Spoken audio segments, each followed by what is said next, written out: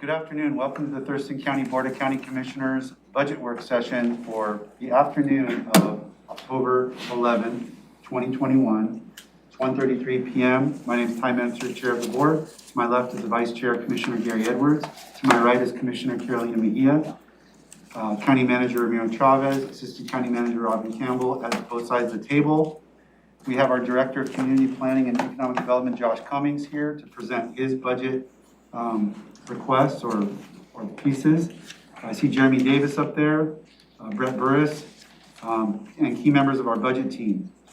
We're slated this afternoon in one session to cover community planning, economic development, and tourism promotion area. It'll run from 1:30 to 4:15. We'll take two breaks at 2:15 and 3:15. So we'll have 45-minute chunks. We'll be on this video session, which the public can follow along live through live stream or archive on our YouTube channel.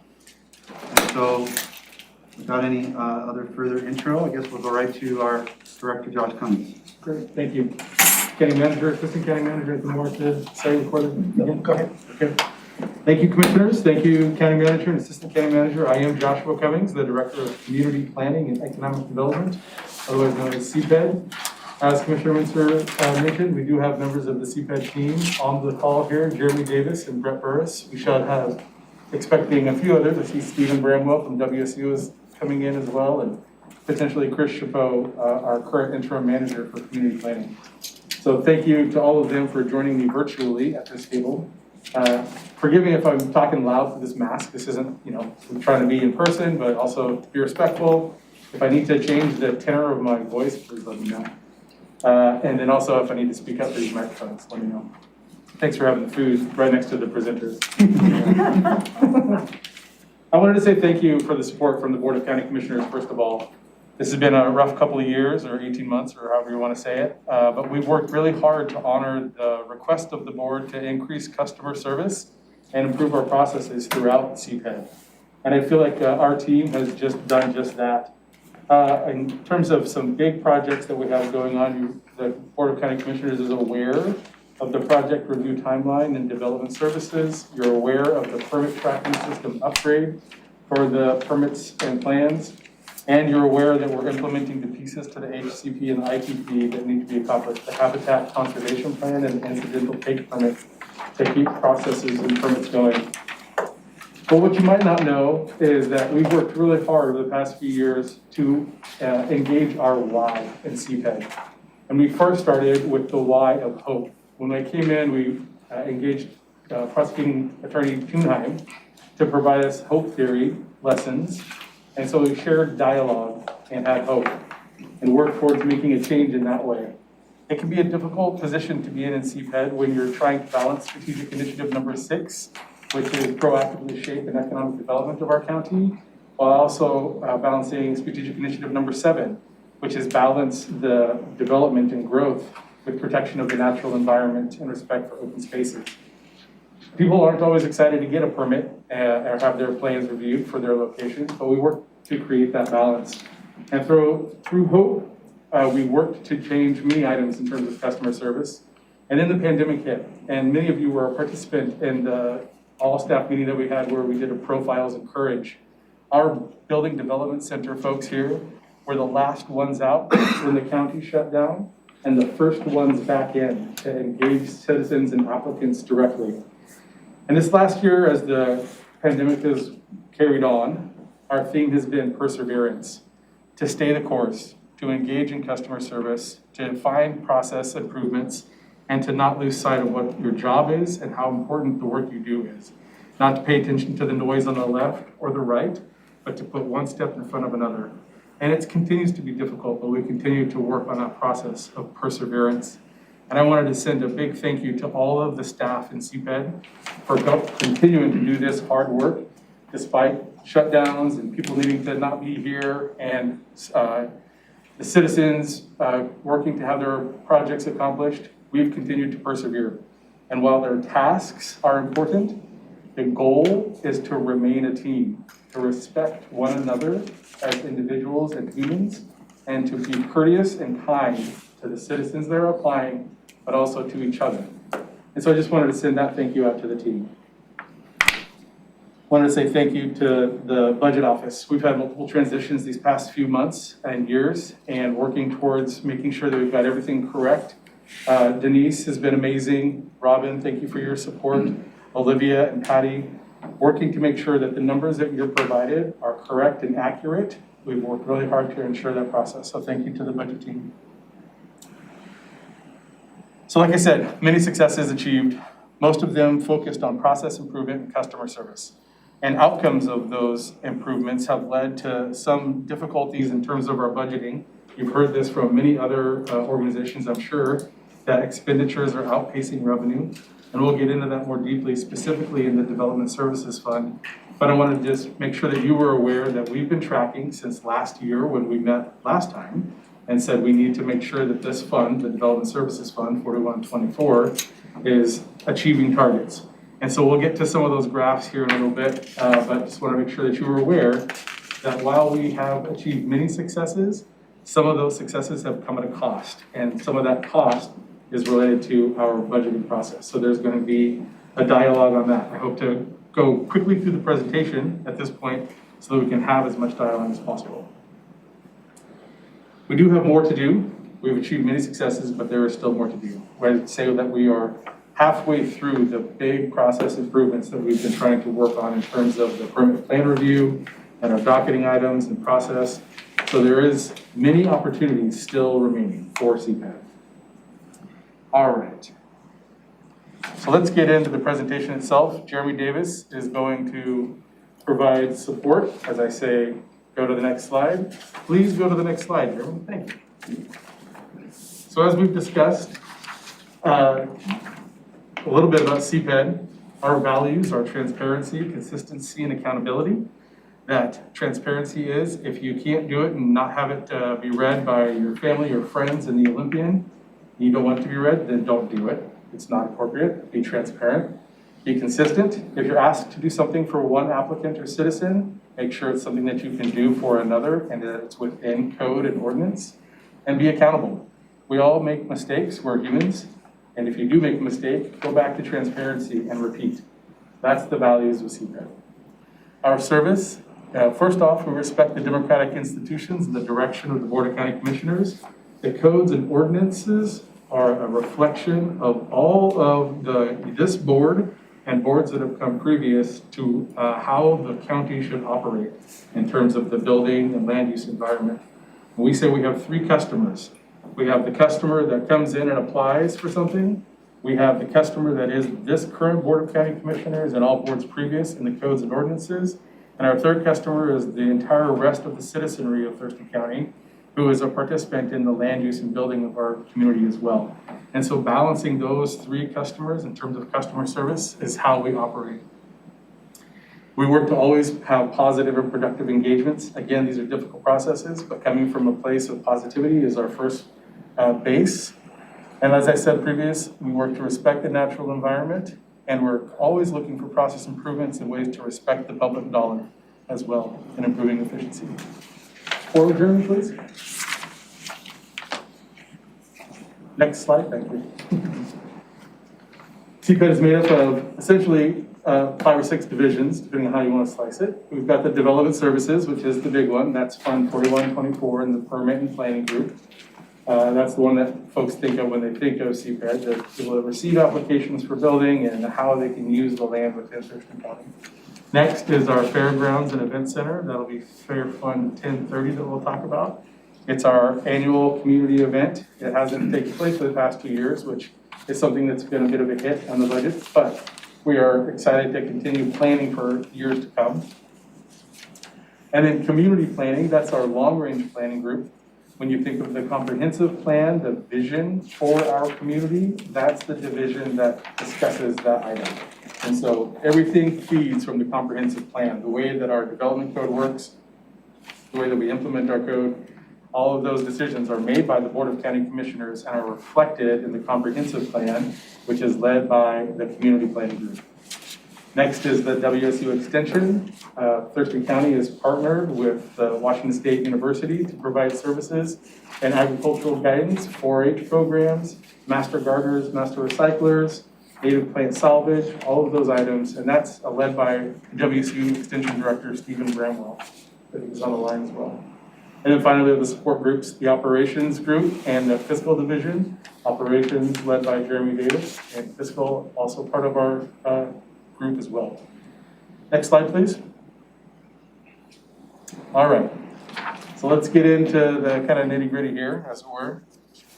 The first set here, you'll see that our FTEs fluctuate between around 60 and 70. Right now we're at 62, but we have positions available to go up to around 65. And you'll see that our personnel costs are one of the main drivers within our organization. Now looking at the fair fund, we'll go through the funds as they're listed. So first, the fair fund. You can see that it continues to be solvent, but we are, given that we've had 2 years of no fair, which is the main driver for revenue within the fair grounds and event center currently still, that's been difficult to mitigate. But we have partnered with public health and social services. They have rented the space ongoing as a vaccination site and will be using it again as a booster site. And so some of that ARP money has come through, I think it's ARP, to support some of those programs. But we've received rental income from that process as well. So the fair is doing okay. It's not doing great. We do need to have a fair in 2022, if at all possible, to keep going forward. I will say, though, that I really appreciate the hard work of Teresa Reed and the Fair Board. Even though we weren't able to have the huge community fair event, the board made a decision to honor the 4-H group, which had tighter restrictions than the governor even, so that they couldn't have the general public at the fairgrounds. But the board honored that restriction and continued forward with a youth fair event so that the 4-H group could still have a fair. There has been some discussion that the fair was canceled this year in 2021. It was not canceled. There was a youth fair held so that the folks, the young people that have participated in growing their animals and doing their sewing and all their projects were able to still get those points and participate and share what they'd accomplished. So I really wanted to say thank you to the Board of County Commissioners, the Fair Board, and Teresa Reed for continuing that tradition forward. Next, we have the Storm and Surface Water Fund. This fund is managed by Public Works, but a portion of the fund is split and managed by the Cped Community Planning Group. And the reason that this is split into a little piece here, and I've looked to the county manager and assistant county manager if they'd like to provide more information. Our group in Cped, again with the permit and planning, we have responsibility for the NPDES permit, the National Pollutant Discharge Elimination System. And part of that is to ensure that we do outreach, that we do monitoring, that we look at the different stream flows upriver and the chutes and other watersheds. And all of that monitoring and permit work is done by Cped. The projects and all the things that make those things better in terms of actual construction are done by Public Works, so that's the split there. But we do engage with Public Works and ensure that we're coordinated. You'll see later that we do have an ask for a fully funded position out of this budget for increased outreach and monitoring. Next is the land use. Actually, let's skip that. Let's go down to the ITP and we'll come back to the land use. So the incidental take permit mitigation fund, number 4530. This is the creation of a new fund. We've talked about this on a number of different occasions in terms of the mechanics and how we set up the pieces that are necessary for the Habitat Conservation Plan. The Habitat Conservation Plan, as you know, is being worked through the environmental impact statement and the public process currently. The goal is that in 2022, we will receive a permit, the ITP, the incidental tank permit, from the federal government so that then the county can issue land use and building permits to the applicants of Thurston County. Part of the Habitat Conservation Plan is that we will charge a fee to those applicants. So that fee will come to us, Cped, the county, at the Building Development Center during the permit planning process.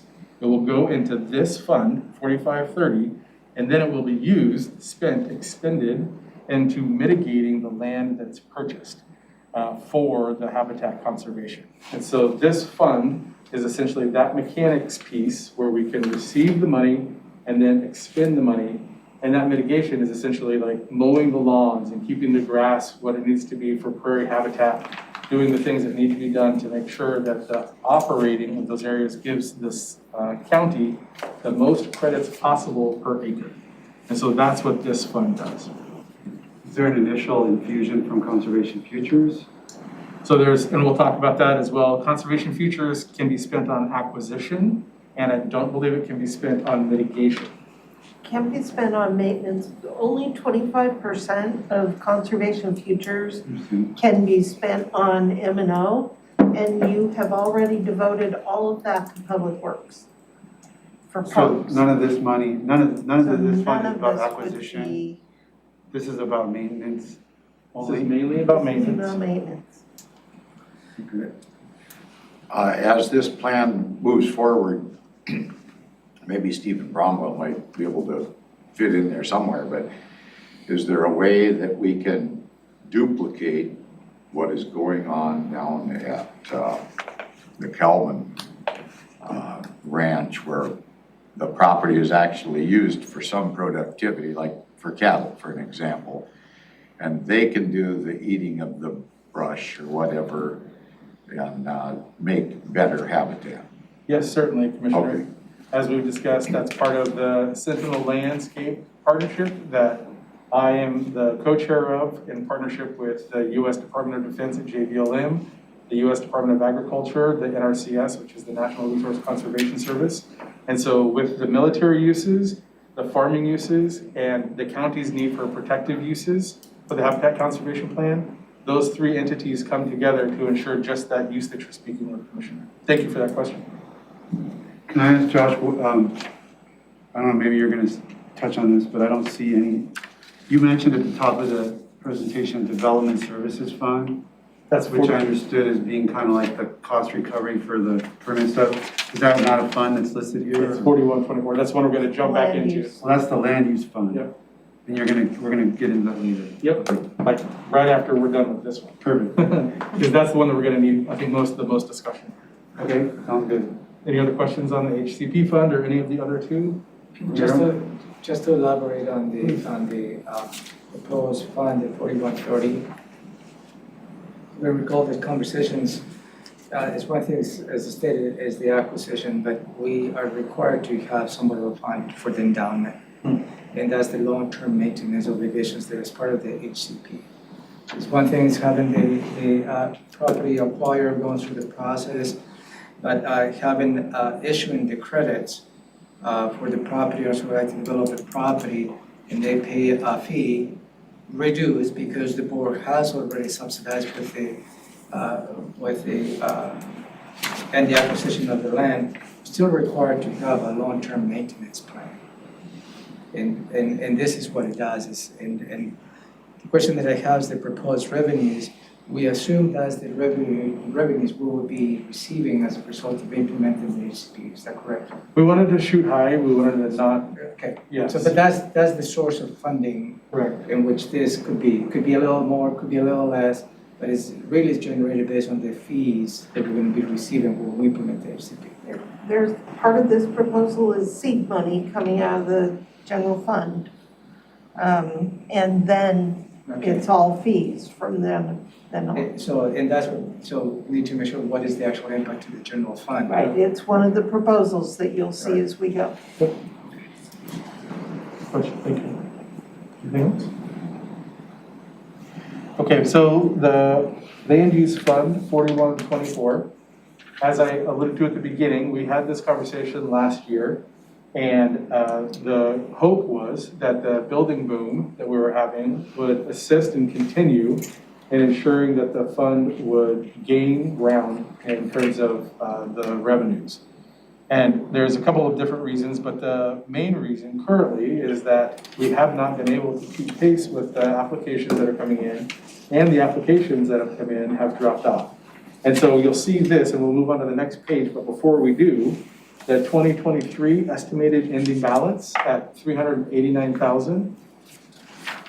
The And Robin Campbell has been, Robin has been great with this in terms of ensuring that this is a volatile fund. Having this fund based on the building economy and ups and downs, Robin has been here and seen that it goes up and down and that it's hard to calculate for it. And so she, I think in great wisdom, has made sure that we try and at least have a 3-month operating revenue within our budget. That would be 1.28 million. So you can see that that 389,000 at the end of 2023 is much less than 1.28 million. And we'll get into the reasons for those in just a minute, but I wanted to draw your attention to that because that's really the crux of the discussion that we need to have. And what's the correct number, It ought to be around 1.2 million. Instead of 389, as you're saying. Yeah. Yep. So the better target is 1.3 million. The current projection is about 400,000.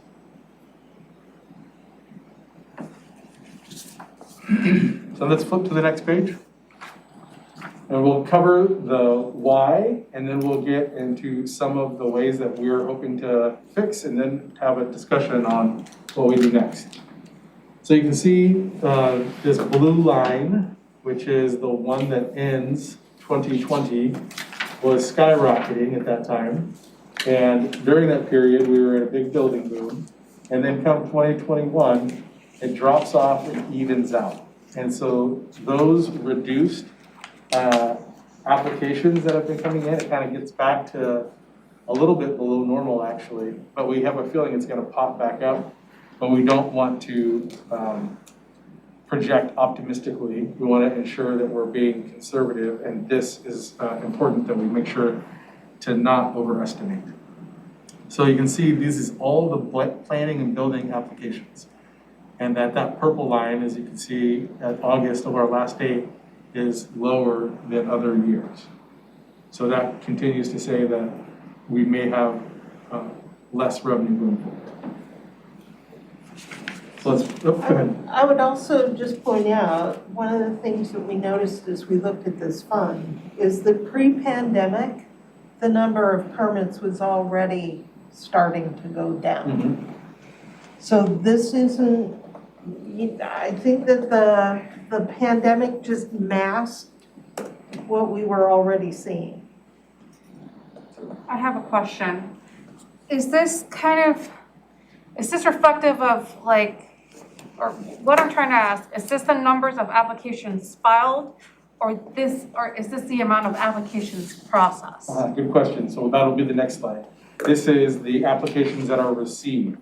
Okay. And so let's go to the, unless there's another question. Before we move on, last Tuesday, the board received some public testimony related to the backlog.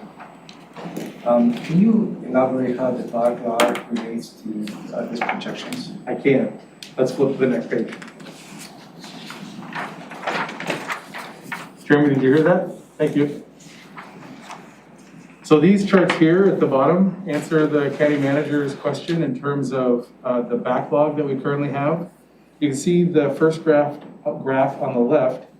This is the number of land use applications and SFRs, the single family site plans that were in review.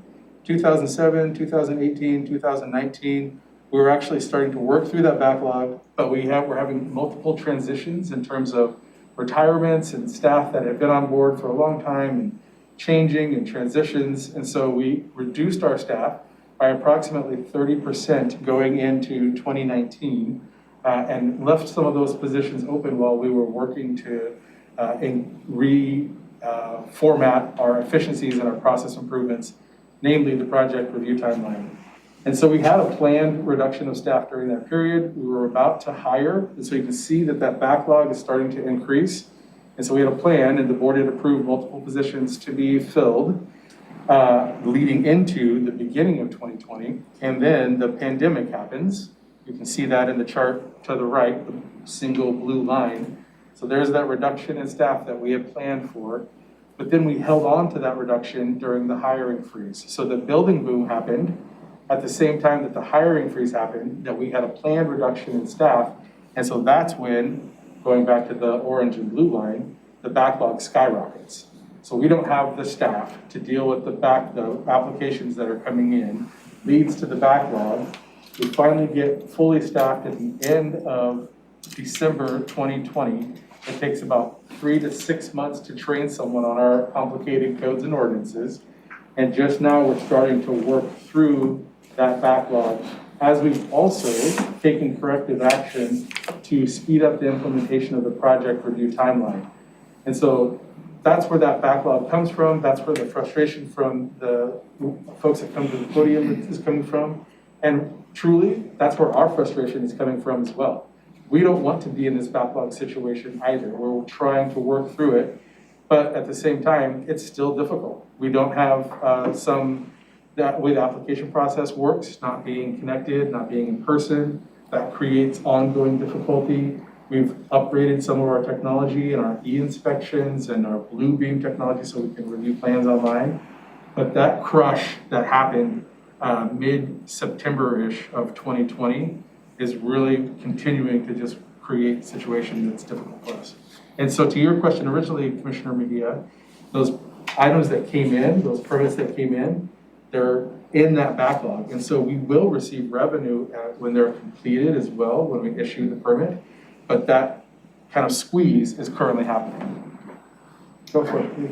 I have a question, and this question's for Robin. ARPA funds are available for court backlogs. Would Cped backlogs count? No. The court backlogs, if you read the ARPA FAQs, they specifically call out court backlogs as something that is eligible. The usual work of our permit center would not be an eligible expense. I'm not sure I agree with you on all that because of economic development impacts and stuff. I mean, I would think we could look at that a little closer. Other jurisdictions are really utilizing that. Maybe they're taking more of a chance than we are.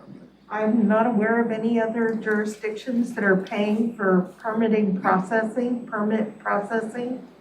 For just backlog, with for their, the backlog due to COVID. or any part of their Okay. permit centers with I'll have to do ARPA some more. funds. I'll do I'm some not more aware digging. of any. If you Okay. are, please let me know because Okay. I would definitely pursue it. And I will ask if this might be an eligible cost, but I'm pretty confident. Yeah, maybe it's at one not. of the county meetings where the Association of Counties is meeting, maybe Well, you could yeah, ask we there. can definitely float that Okay. question up to the other managers. Okay. I think next Yeah, I'm week- just next not aware of week. any. I guess I'm trying to, in terms of, maybe you're gonna tie all this together at some point here, but in terms of how I'm supposed, what's my takeaway from these different graphs? You know, like I'm just reading this fuller bullet. August 2018, BOCC approved elimination of many minor permits. Outcome, single-family residence permits reduced by 12%. Okay, well, that's a board, I mean, I wasn't here, I didn't vote on that, but that's a board action that reduced the number of permits. They obviously thought that was a benefit to the community. I mean, I guess, is it like, we're trying to maximize permits because we want, I mean, I feel like generally we're like excited when there's permits because it means our economy's booming and tax revenue's gonna come rolling in and stuff, but here the board made a contrary decision, it sounds like. They didn't wanna, they were like, well, we don't want that revenue, we'd rather have the citizens keep it. Maybe that's a supply side sort of argument, like there'll be more building if people don't have to come in and haggle with the permit for little things. And that'll increase the number of construction materials that are sold or et cetera, and there'll be some corresponding benefit to the county or the citizens. I guess, so I mean, obviously there's two ways to approach all of this, and what should I be hoping for? What's the problem? What's the solution? Are we trying to increase staffing so we can process more permits, or should we be, I know Commissioner Edwards likes to talk about reducing regulations so people don't have to do permits, and then we can cut staff because there won't be as much work because permits are coming down. I mean, you can't have everything, right? You've got to choose what set of choices you're going to make. Right, so You want- I will tie it together. I wanted to answer the county manager's question first on the backlog, but please, Assistant County Manager. Well, I was just gonna say, in some ways, we are a victim of our own success. Now you're taking my line. Oh, sorry. Success has brought challenges. I got you, Josh. Yes.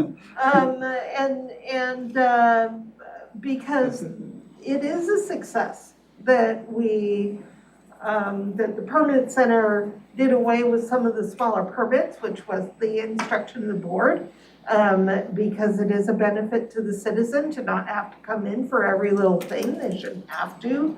And we heard loud and clear, people should be able to use their own land and do smaller things without having to pay money for it. But that means that there's not money. Not saying this is it's just a fact, right? It's not a bad result of this. It's just a fact that that's less money coming into this particular fund, less money to pay for the staff who are in the center, and your fund is going into the red.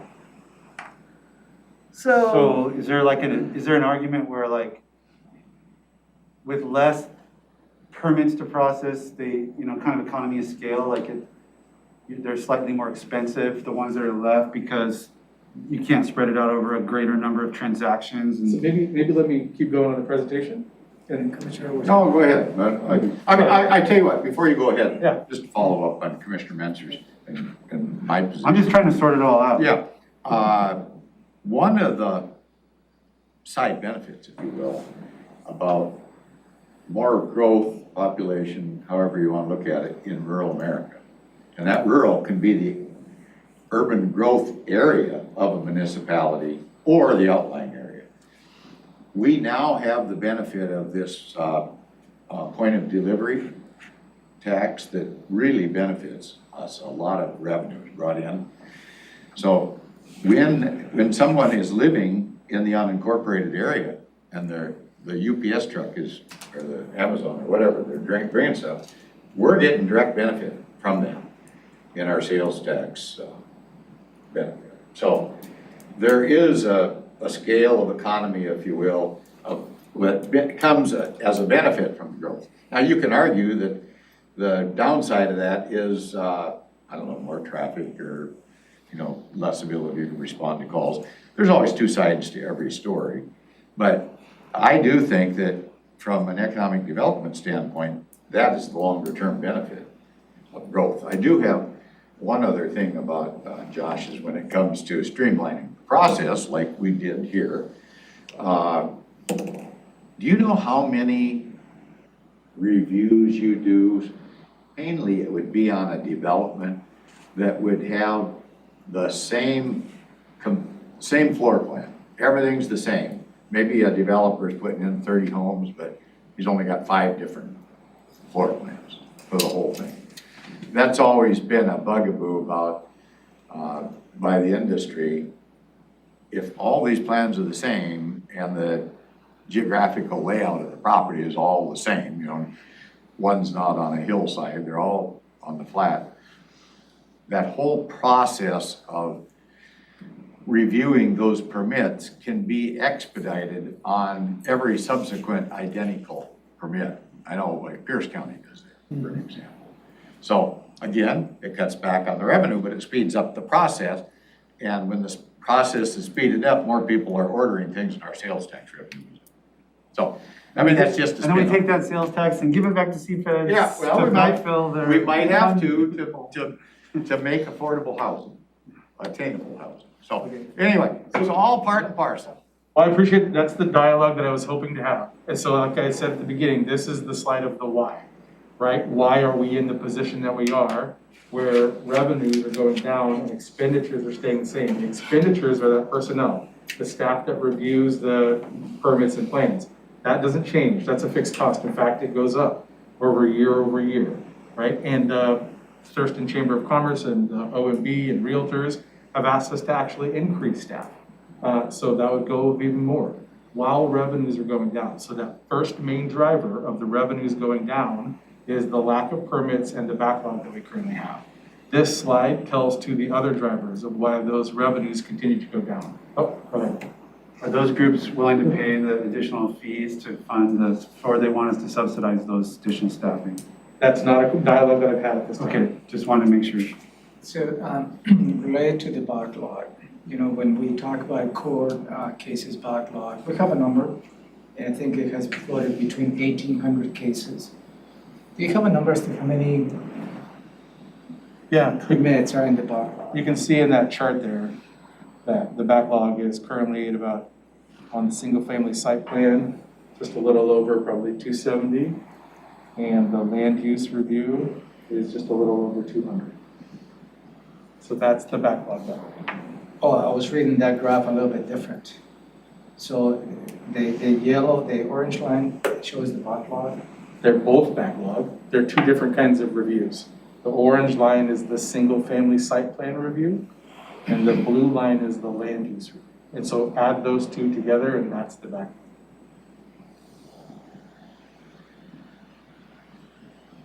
$275 and $200, $475, just under $500. So may I continue on the whys real quick? I think this will go quick because you guys are, the board's tracking.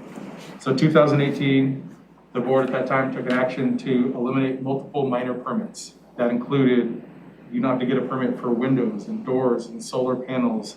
You can not have to get a permit. We increased the size of structures from 200 square feet to 400 square feet that you need to get a permit for. And so all of that wiped away, eliminated with an action of the board. And so we've been monitoring that over the past few years, and starting from 2018 when that first occurred, we've seen that those minor permits, we still have some other minor permits that the board did not eliminate, but those minor permits have decreased by 12%. And so that is revenue that's decreased. The second driver, well, I guess it would be the third driver. So the first driver is the applications coming in. The second driver is the elimination of minor permits, some minor permits. And then the next driver is the fact that even though we haven't fully implemented the project review timeline, our staff is getting better at processing the permit and plan reviews that come in. And so it leads directly to decreased billable hours. So that bring me another rock scenario that we've heard about over the past few years. Our team is actually getting better at that. And so we're not in the whole taking as much time on the reviews, which is reducing our billable hours, which is reducing our revenue. So those are the drivers that are making our revenue go down while our expenditures are staying the same or slightly increasing. And to be respectful of this fund, when we have been monitoring it, we actually had 3 other requests that we thought would be important to help work through that backlog. But since they added additional, essentially $220,000 in expenditures, it was not appropriate to submit those. So we're working to be conservative with our budget and trying to find a path forward while we are a victim of our own success in our increased efficiency and customer service to the citizens. Our expenditures remain the same. So that's the next page becomes the opportunities underway. And so if you'll recall, in this dialogue that we began last year's budget process, Commissioner Mincer and Robin had, I think, a really great dialogue in the ways that things could be changed or fixed if they needed to be. And those were essentially, do you remember this dialogue, Commissioner Mincer? These are essentially 3 things. It was number 1, we could either raise fees. Number 2, we could supplement with the general fund. Number 3, we could have a reduction in FTE. We have these things that are underway currently are hoping to stem that tide, but the timing of it is such that we need to have a conversation more quickly on those options. But let me go through the things that we are currently doing to try and get past this transitional time so that we can have volume and scale. To Commissioner Maria's earlier point, the applications that are coming in and then getting stuck in the backlog, if we can start to push those through faster, then at the end we'll have more revenue. So then when the project review timeline gets fully implemented in 2022, hopefully that speed will allow for us to calculate better the funds that are coming in. We're not there yet, and so that's why we need to have this conversation. We did a cost comparison study in June of 2021, leading up to a conversation about the fee study, and that showed that our rates currently at Thurston County are in the middle pack, middle of the pack for like-sized jurisdictions. But the differentiator is we have, as the board has directed, the 100% cost recovery, so that our applicants pay the entire price of the permits when they come in. Other jurisdictions supplement that with their general fund. Can I stop you real quick? Yes, you may. I'm sorry about it. It's kind of going back to, I just trying to get my head around. Being more efficient, less bill, I mean, if it's a flat fee system, then the efficiency I see could hurt the bottom line. But if you're billing by the hour and you're reducing those number of hours, but you've got a backlog, you just backfill those additional hours that are freed up by the efficiency with the cases that are stacked up. Why is that Because we're in a transitional state. why is that a problem? We're currently in a transitional state. We will get to a place. We will get to a place. Yeah. Okay, I see what you're But saying. not Once we now. catch up with the backlog, then we could have a gap. That's exactly my point, and that's, but to Let me Robin's, follow up on that. but to Robin, let me finish that real quick. To Robin's point, that we're gonna go negative before we get to that end of transition where we can have that. How does the E-inspection play into that? So that's in the building part of the discussion. It's not in the site plan review piece of it. So it's in a But it's different- been efficient. It's been great. It's But- less time that's been spent. That should cut down on the time needed, And it you know, has. to complete the project or Yes. the process, whatever it is. And eventually, it should be a substantial reduction in that need, because theoretically, an inspector doesn't hardly have to leave here, and he can do 10 things in a day instead of 3 things in a day. You're 100% correct, sir. In 2019, we did 5 e-inspections. In 2020, we did 996. And so I'm looking forward to the numbers for 2021 as well. Please. So it's a little bit counterintuitive to say that there are less permits and less time is spent on each permit, and that has led to a backlog. Because that would lead one to think that you could process more, not less. So perhaps you could, I'll try it again. It's lots of things coming at the same time. And we will be able to be more intuitive in the future. Currently, with an outdated system, our permit tracking system, which breaks every other day and creates headaches for the applicants and our reviewers, with our process just now being more efficient, just launched, we moved up the launch date. It was supposed to be launched at the end of this year. It's being launched, it was launched in September. Our staff is still trying to figure that process out. And with the building boom, those 3 things, there's just this, the timing of this, it is very 2020. It is very pandemic. We thought that we had a good plan, and then we had a global pandemic. And so the timing of this is frustrating. And it is counterintuitive. But what I want to just reiterate, make sure I understand, is that you're saying that once we get through all these transitions of various kinds, we're going to be at a point in the near future where we're so efficient and, you know, building permits maybe continuing to drop. We got rid of some of them.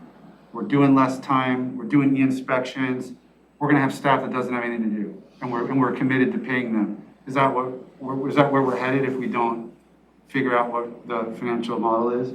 So that is a conversation for another day. But I agree that there will be a reduction in permits. There will be a reduction in review time. The goal of the permit tracking system is to increase self-service. Right, So that's that- another element. Yep, exactly. And so that's why there's this balance, right? We don't want to hire a whole bunch of new people to fill positions that we might not need going forward. We will always need these permit plan reviews. We are lean right now as it is. And so our perception is that the current positions that we have, once our processes are in place, they will be able to transition to support the new systems, and there won't need to be a need for layoffs. If we do increase, if we become less lean, then there may need to be a reason for layoffs. But we're trying to create that balance right now with all these transitions that are happening currently. Does that help the question? Yeah, it does. And then just, we're at the break point. We can keep going if the board wants to, or if somebody needs a break. If we just- I'm sorry? I'm like, I need water. so short break. 7 minutes. That way we'll cut the break in half so you have a little more time. Come back at 2:25. Yeah, great. I'm good with that? Yes. Thank you, Commissioners. I forgot my water bottle, I'm sorry.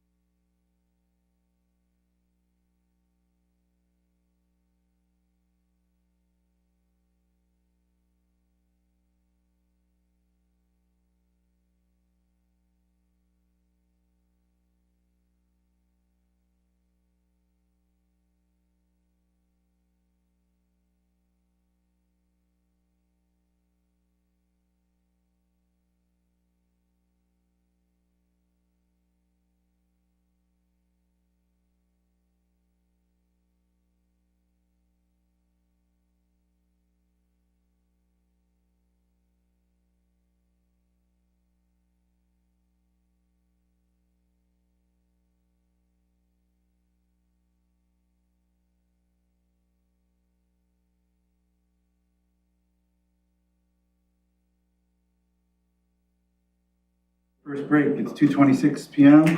We're right in the middle of community planning and economic development. Back to Josh Cummings, Director. Great, thank you. So picking up where we left off, I just wanted to make sure and iterate that this is exactly the dialogue that I was hoping to have. So if you're sensing anything other than gratitude, it's not there. Thank you very much, because this is a hard conversation. But I want to make sure that you've got the full picture in terms of how we make the decisions going forward, so that you know that we know that this is happening and we're trying to find ways to right the ship in this kind of transitional time. And so we'll just pick up right here on the opportunities underway and potential. As we've talked about, we've got that, we did the cost comparison study in June of 2021. We launched the project review timeline in September of 2021. I think it'll be fully functional come first or second quarter of 2022. We've engaged deeply with multiple sectors of the community in ensuring that those items move forward appropriately. December of 2021 is the target launch for the RFPs to go out on the permit tracking system. Thank you to the Board of County Commissioners for funding the PTS, both within Cped and Public Health and Public Works. So the three of us the three organizations are coordinating on that to go out into the launch process. That's replacing the Amanda A6 system. Did you have a question, Commissioner? The next one. And then 2022, once we've got the project review timeline clicking and underway and the permit tracking system RFP on the street, the next thing to do very early and as quickly as possible as Jeremy's time permits, I see him nodding his head, is to get the RFP out to begin the full fee study. The last time we did this fee study was quite a while ago. I think it was 2016. Nope, it was earlier than that. I'll look at Jeremy to provide that information if you'd like, or if the board would like that. But, 2014, BOCC Resolution 14958. When it was. Yep, and so the fee study led to that implementation, so it was even before that. Badly out of date. It's been a long time since we did a fee study for how we calculate our fees for all of the building.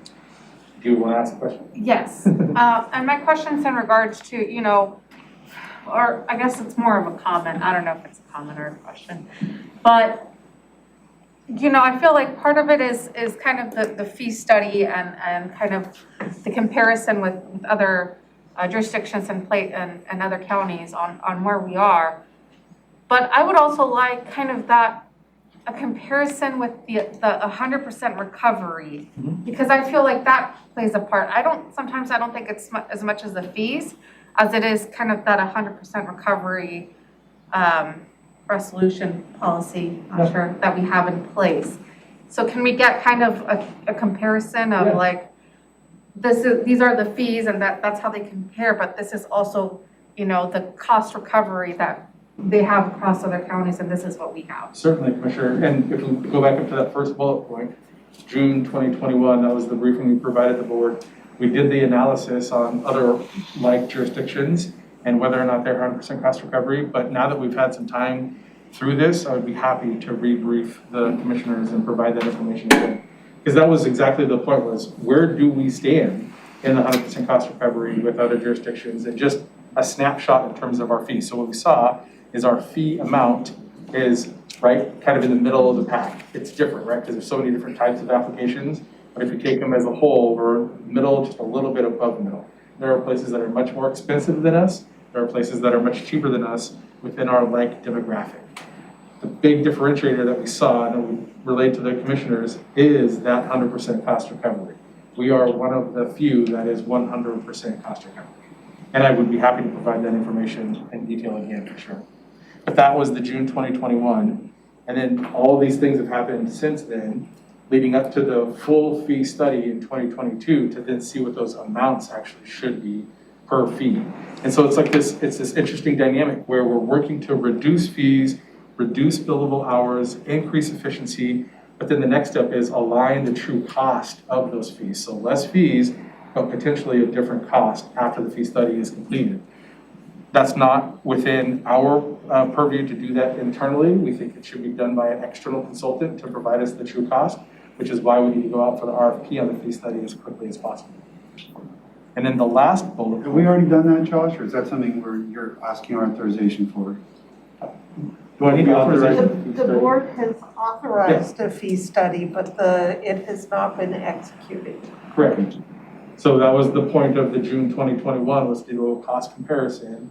And we wanted to do a fee study once we had better processes and understood what our potential actual permitting process was going to be. So we could get a true, I see, so there's kind of a plan delay. You and I talked about that, now that you remind me, it was kind of a plan delay. So we were evaluating the right thing, not the old inefficient processes, but the newer, more efficient process. exactly. Go ahead, Maria. So, and what I hear, if I may, Josh, is the congruency of many different steps the staff, Josh, his staff are doing. You know, they implement the efficiencies in the permitting process. We're gonna have a brand new tool. We're gonna be reviewing the fees associated with all the permits. That comes to a point and really for the board to have the opportunity to assess the resources as a whole. Assess the resources, and the resources not necessarily has to be predicated only on individuals, county employees. The resources as a whole as to how the county is gonna be moving forward to, I believe, the next phase as to how we process permits and help the citizens develop their own property. Now, if you add the HCP, that becomes even a more larger conversation because all that is really a series of activities.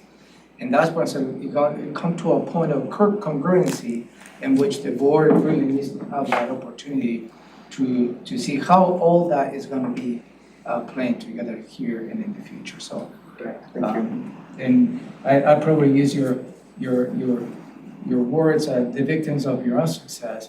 But also, I do believe the opportunity that lies ahead also, it provides great opportunities, not just for the board as a county, but also for the citizens. Thank you. Yeah, as the county as a whole is transitioning, so too is our permit and planning group, and what an opportunity to be able to transition it. As Commissioner Edwards mentioned earlier, Pierce County is ahead of the curve on this, ahead of us, but we're using them as a model in terms of the multi-site plan review, as he referred to, the permit process system, the engaging with the business and building and environmental communities, all of those things, they're just a little bit ahead of us. But also they heavily subsidize the fees from the general fund. So it's all that balance. Yeah. Yep, thank you. So then the last bullet point is one that I'm going to need a little assistance from our assistant county manager. But what we learned in 2020 was that in the building development center, not everything becomes a permit application. Sometimes people come in and just ask questions about their property or somebody else's property or property that they're thinking about buying. And with that 100% cost recovery, every application, every question needs to be tied to an application. And it was relayed to us with the work that isn't tied to an application, we needed to ask for money to supplement those activities. And so we engaged in the methodology to determine what amount of time per our 4 BDC techs, the Building Development Center permit techs, what were they engaging in that wasn't directly connected to an application. And so we used that methodology to come to the board last year with a $75,000 request to supplement that work as it's supposed to be done. I provided that methodology to the Cped team. Our managers within the Cped team said, well, if that's truly something that we need to engage in, there is multiple levels of work that isn't directly tied to applications. And so we did an overview of some of that work, and conservatively we have an estimate for that, and I provided that to the budget office.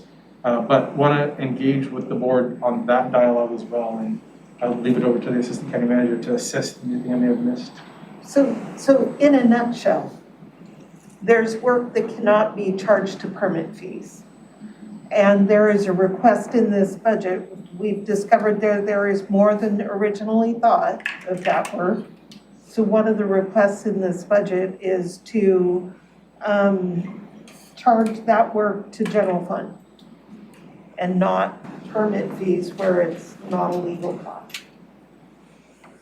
And so how much are we're doing 75 now? we're doing 75 now, and How much would it needs take to be make how full? much more roughly? I think we're roughly looking at 300,000, and that's conservative. Who would that go to pay? Who would that go towards paying? Existing staff that are doing Existing staff. questions non-permit, and- yeah, okay. So those are the opportunities underway and potential to bring upon what the board would like us to do. So that's really the big 4124 fund, the land use fund conversation. The next slide is the Cped zooming back up to the 30,000 foot Cped level. And we can go back into, when we get into the policy requests, I think maybe dive more deeply into next steps, but wanted to present that. Any other questions on 4124 before we move on to the higher level from anyone? Okay. So Cped Successes, we'll just go very general. All operations have continued, at times in modified manner, despite the ongoing COVID-19 related challenges. We never stopped. We never stopped serving the customers. We never stopped serving the applicants, even though we have, difficulty and constraints. You saw that there are items and times when slowdowns occur due to unexpected needs to reduce in-person service.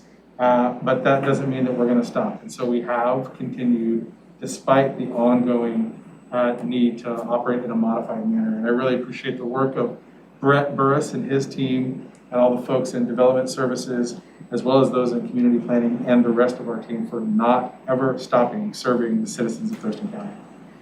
The next big success is the fourth draft of the HCP has been published as draft in the environmental impact statement.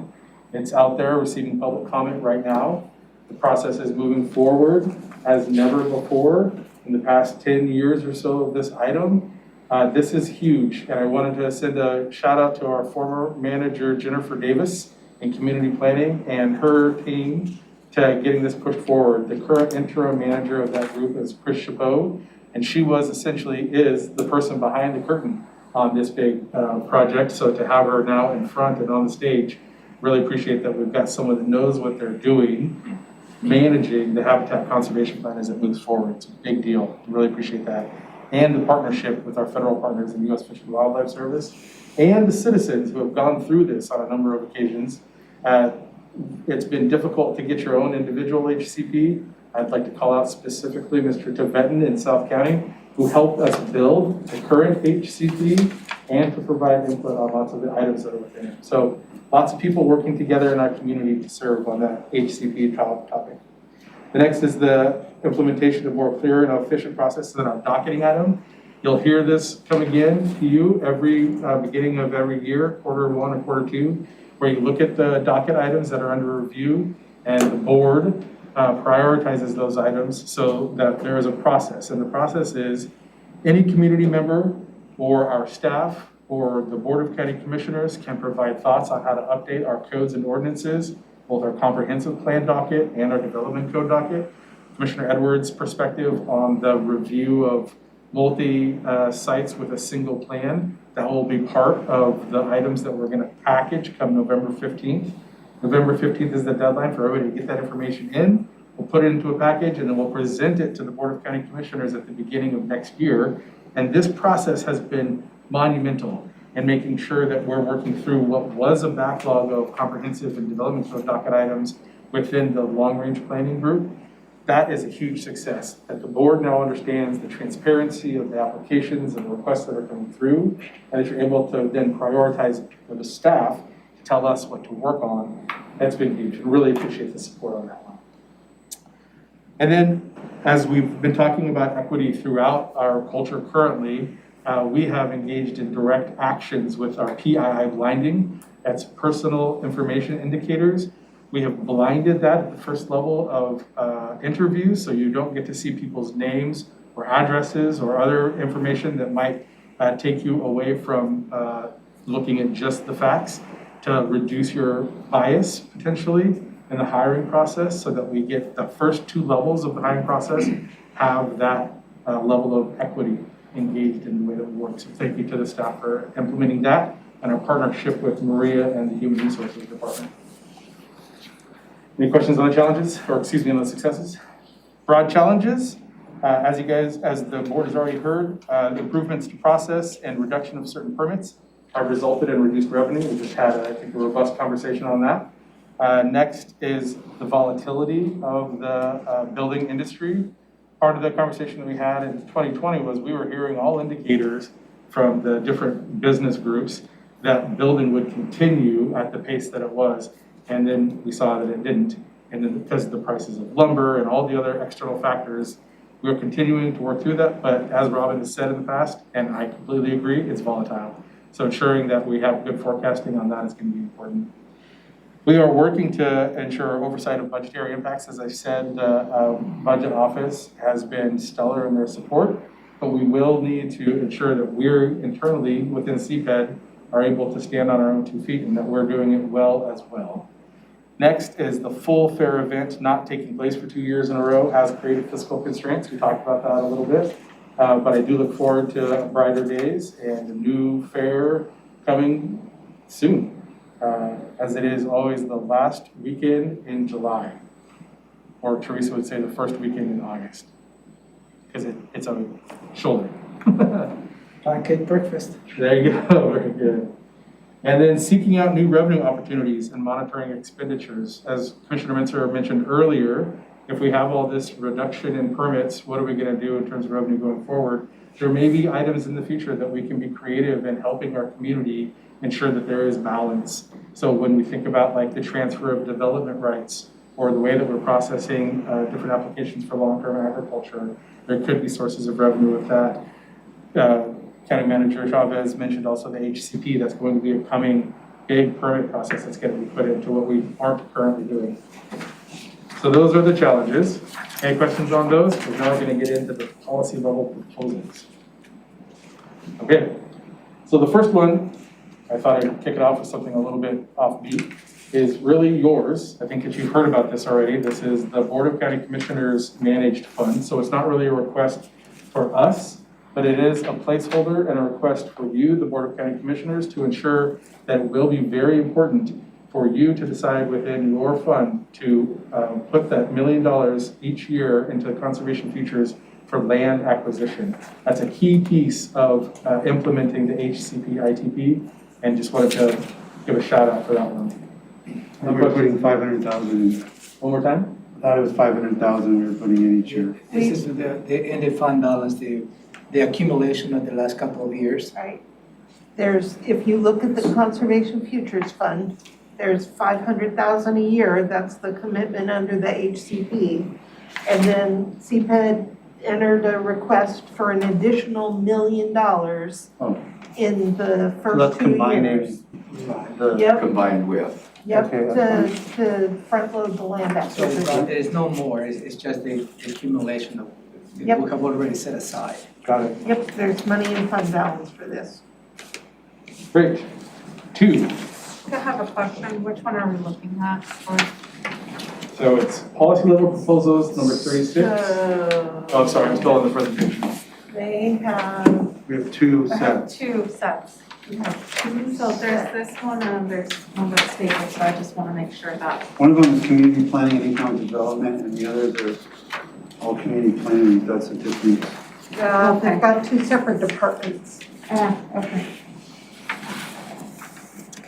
You're on 36-1, is that where you're at? I'm I not don't sure where have we the are. sheet that you guys have. I don't really,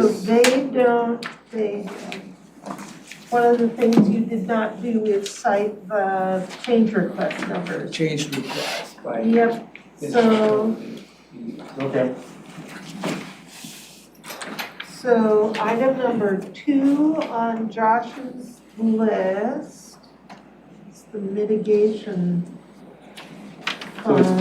B3601, Thank as Commissioner you. Edwards stated. Robin, the first priority one is B0323, so it's in one of our numbers. Right, I was doing number 2. Oh, sorry. So the priority 1 is the commissioners, as Right. Denise just stated. right, Priority number 2. we already covered that in our own sheet. Yes. It's not in here. correct. So Commissioner Mejia was asking where we are. B3601 is on the presentation, priority number 2. But the numbers aren't the same. That's right. This is the one that starts with B 3601. This is long-range planning. And the ones that are B 251725 is the rest of CPED, if you will.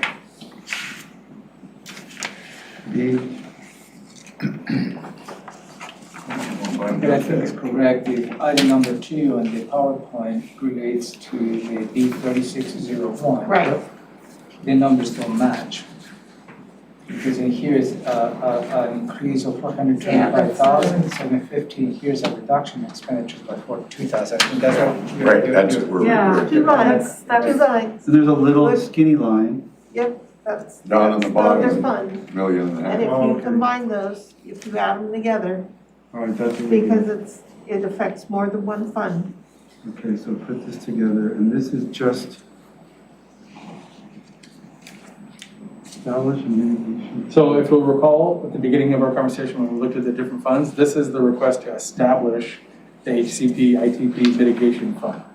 And so it's got the seed money that Robin referred to, and then what we believe our potential revenue will be, and then what we believe we're gonna have to expend to do the mowing on the property that we acquire. Or put some cows on. So what's the, okay, I don't but, understand the negative reduction in Yeah, general fund. yeah. Yeah, that's the thing, I Part have, of the that. numbers are not matching. Robin said, or Maria said the Yeah. seed money was gonna have to come from, It's on the From next general page, fund. and that's the request. It does. The 02. So I'll look for Denise's support in this as we. No, that's professional services, professional I'm sorry. services. Sorry, what is the seed money from the general fund that is requested? Here comes Denise. The seed money is $50,000 in 2022. And so that would be one line out of non-departmental. So that would show in that other report. Okay, But where is it? So we can mark our report card. so that's gonna be in the non-departmental. Right. Report card. I suppose. It does not show up here as part of this establish a mitigation fund. Mhm. Okay, the negative expenditure in general fund on this is just odd, The 42,000? I can tell you what it is. okay? So it's because we are allocating part of some positions to the new fund. So we're reducing the portion of those positions that is currently funded in the general fund and adding that same amount into this fund. So overall, the positions cost the same. We're just putting the funding in two different funds. Here's mine. that's right. Sorry, I didn't get that explanation. So Either. I got it, but it's like this is already not that clear, and then there's a whole other piece of it that's in a different set of sheets that we don't have, so it would be impossible. Right. Why couldn't we just grade this policy level proposals, Department 36? It's got the priorities listed. You can, Some piece of That might be activity easier will is all. charged to this new fund, not the general fund, so they're making the corresponding reduction. yeah, that's the FTE piece. But yet we're sending $50,000 back to the general, from the general fund. Right, so some of the work that Chris Chabot does will be funded through this fund, and that work will shift, so the mitigation fund will pay for some of that work, or another staff that's currently being paid for by the general fund. So that's that kind of shift. Some of the work that she's doing Not now. to make this any more confusing than it already is, but isn't a large part of her salary paid out of grant money that you'll no longer receive? Not this portion. No, This no portion is payment on the HCP for the work that this has done? Not that I'm aware of in this. This is a shift in the work that's general fund funded and moving that to mitigation. And it's not just Chris, it's some of the folks that will be out in the field. Okay, Yep. And I do trust Denise in this, but we can get more I do information. too, We can definitely provide more information on this. right. But this is. So I guess what I'm trying to get is like, really, the general fund hit is pretty minimal actually, because even though we're putting $50,000 of general fund over into this fund to seed it, we're also shifting $42,500 worth of general fund salary over to that fund. So isn't it sort of, it's more like $8,000 hit to the general fund for this seed money, not 50,000? Right, Is that correct?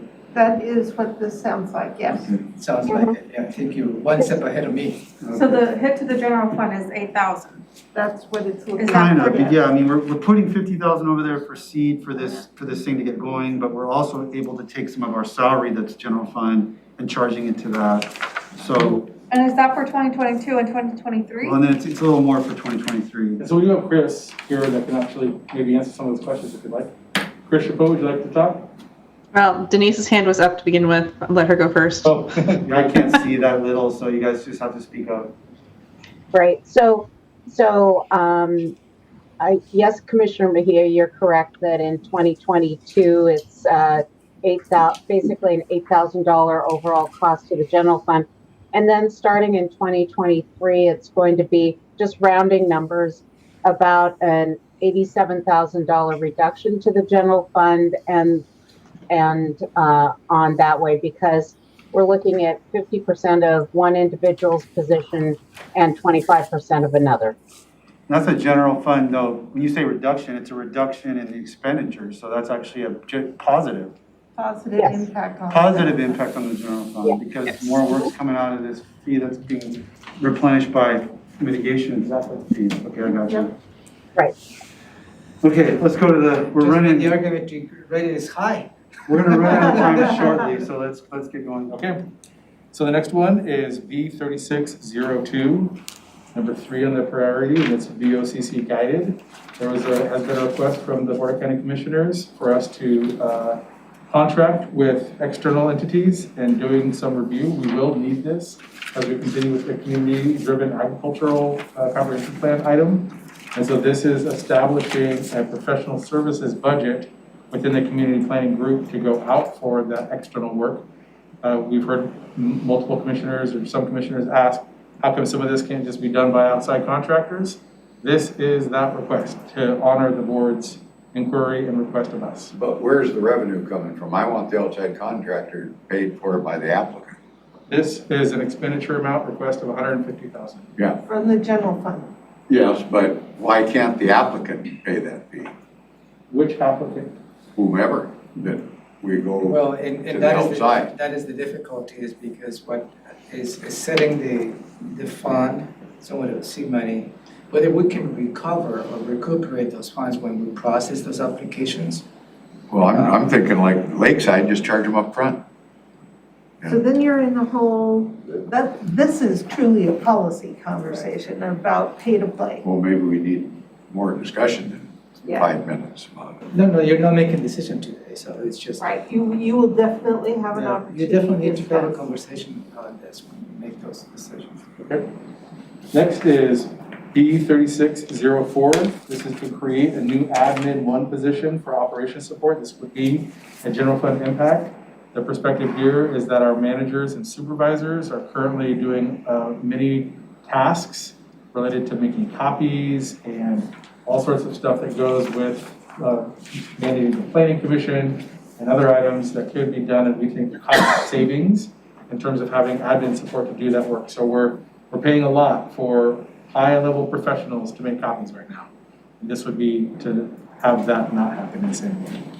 The next is number 5, B3605. This is to create a new program manager related to agriculture items. Another board discussion that's been had to honor the work that's being done in the comprehensive plan, the community-driven agriculture item, as well as the discussions on long-term agriculture and things coming from the Agriculture Advisory Committee. So this would be a request for a new position from the general fund. And then the last one is an increase by 0.5 of the current position, 0.5 half-time that we already have, to work on the items related to the board's priorities around climate change, environment, salmon recovery. And so this is another general fund supported request. So those were Department 36. Let's see, did I miss anything? And then Department 27. Robin, I'm scoring mine on this policy sheet. Okay, I'll Okay, take it any so- way you'd so like you to know. give it to me. It was too complicated for it, I can't figure It's it a out. lot easier. You can't crosswalk it, that's fine. The first one, Department 27, priority one is 27-01. This is an increase to the contract amount with Wsu Extension. The last time that a full cost of doing business review for the work that's done by the director and 4-H leads was around 2016. There was an increase to 4-H to receive a part-time employee in 2018, but a full review has not been done for quite a while, almost 5 years. So this is just a request of $8,000. I know it seems minimal, but it makes a difference to the contract amount between the county and WC Extension. Where's that coming from, Josh, the 8,000? It's a general fund.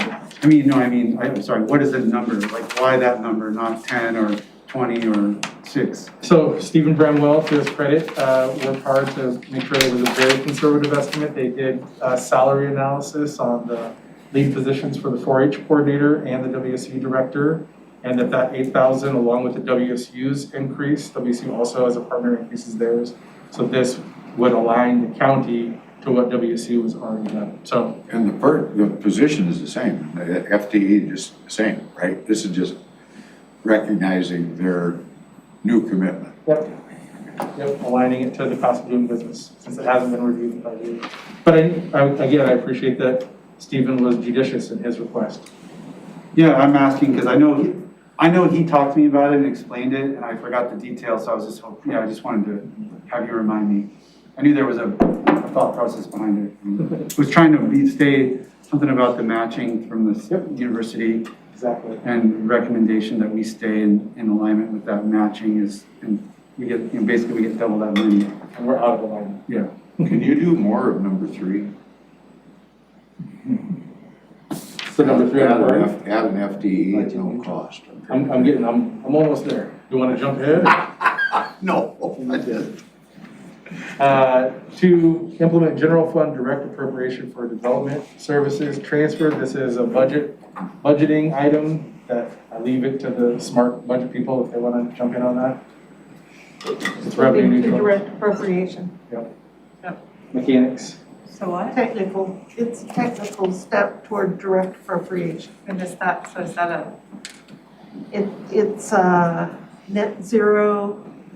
Well, because we're going to see a Yeah. corresponding, You see the negative in non-departmental, you see the positive on this side. so this is the negative. I'll see the positive somewhere else. This is $75,000 more expenditure. So the negative should be on the revenue side, the expenditure should be 0, but we can look at that and see if that needs to be a fix in the system. It nets to 0. Okay. Okay. Hopefully doing that. And the next one, number 3, is 2706. This is revenue neutral from the general fund. So this is not a general fund request. This goes back to the original discussion on the water resources fund that we talked about the NPDES permit and outreach and monitoring the different water levels.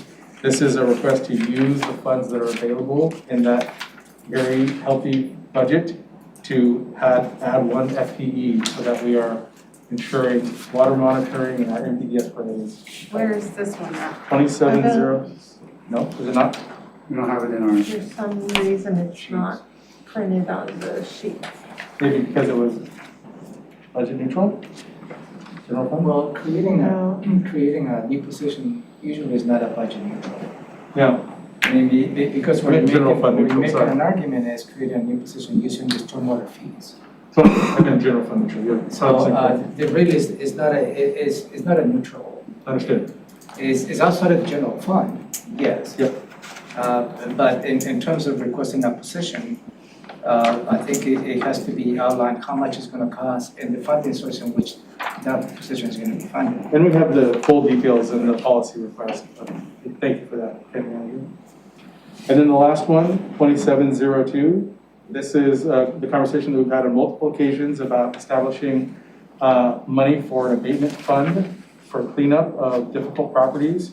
We had a huge success this year with single tree estates, and we're able to clean that property up and make the values of the homes in that community just that much more positive. We have one in the pipeline that the prosecuting attorney's office is working on currently. And this would, whether we need it or not, this would be the opportunity to fund that if it does come to fruition. Thank you very much, appreciate that. Excellent, thank you. Where's this one at? This one you saw when we looked at non-departmental. Okay. That's why it's easier to grade the policy. Yeah, and it says in non-departmental development. Yep, it's in non-departmental. Okay, so do we ever at some point, I mean, when we talk about water resource specialist, budget neutral, coming out of stormwater, have we looked at the stormwater 10-year plan? Because we've got a lot of things that have been requested out of stormwater, and I don't know. You saw a little piece of that this morning with Public Works. So I was gonna- It was among the many, but that's just a portion of that. As Josh started the presentation, early in the presentation, the stormwater, when it was reorganized, it was split. Most of the capital improvements were sent to Public Works.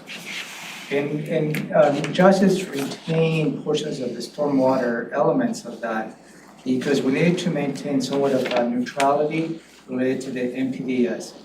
Because staff on Josh's group related to stormwater does audits within the county projects as well. So, and that's probably where Josh is making an argument that you may consider adding this position out of the portion of the stormwater piece that Josh is responsible for.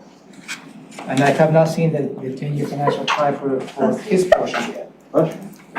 We have it. There should just be one 10-year plan for the fund, and it should be in the Public In the Works. Public Works, okay.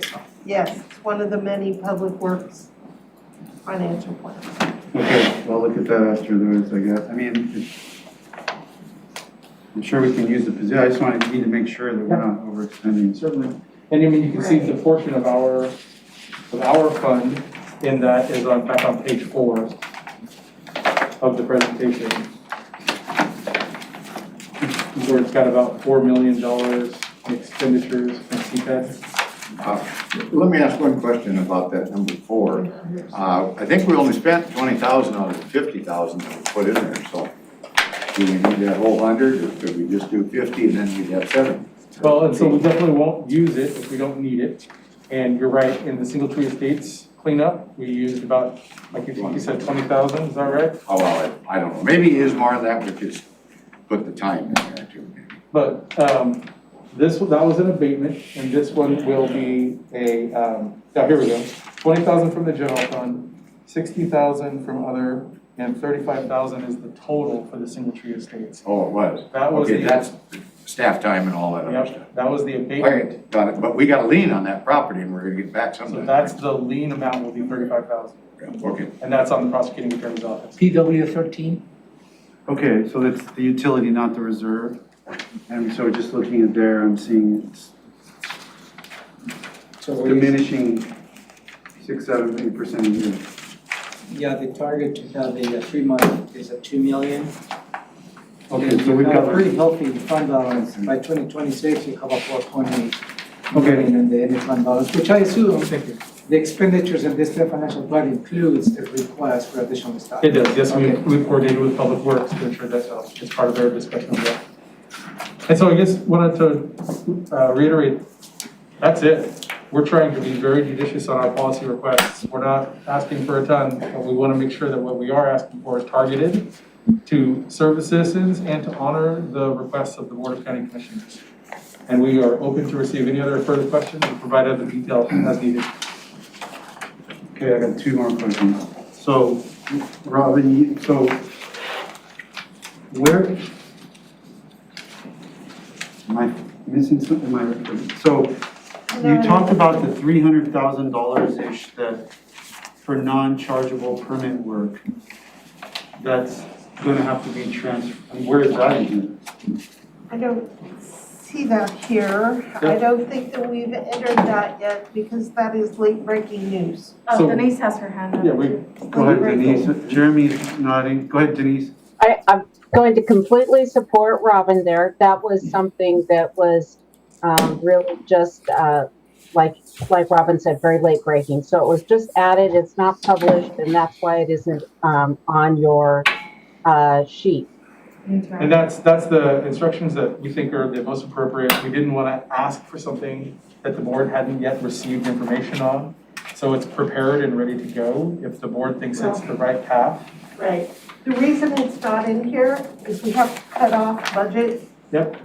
at some point in Yeah, time. okay, well, I mean, So the news came in after That's we. the answer. I'm just Yeah, making it's sure, cut off. because that's the big, you're like saying, we're not asking for much. It's like, well, that seemed like a lot, but That I is a mean, lot. that one piece of it, and I want to make sure it's in here, Yeah, that I can juggle with all the other things that, that are in here. Yep. So we'll just kind of take that up when we get to the, it's not something you need to score on at this point, because we'll take it up later. we can take it up later Yeah, or. and this may not be the right setting, but there's always more to the story Yeah. as to how we got to this point, and There's we'll inform the board when it's appropriate as to what that is. And then there's a line item here about the lease, 3000 Pacific. Yes. 2517. Yes.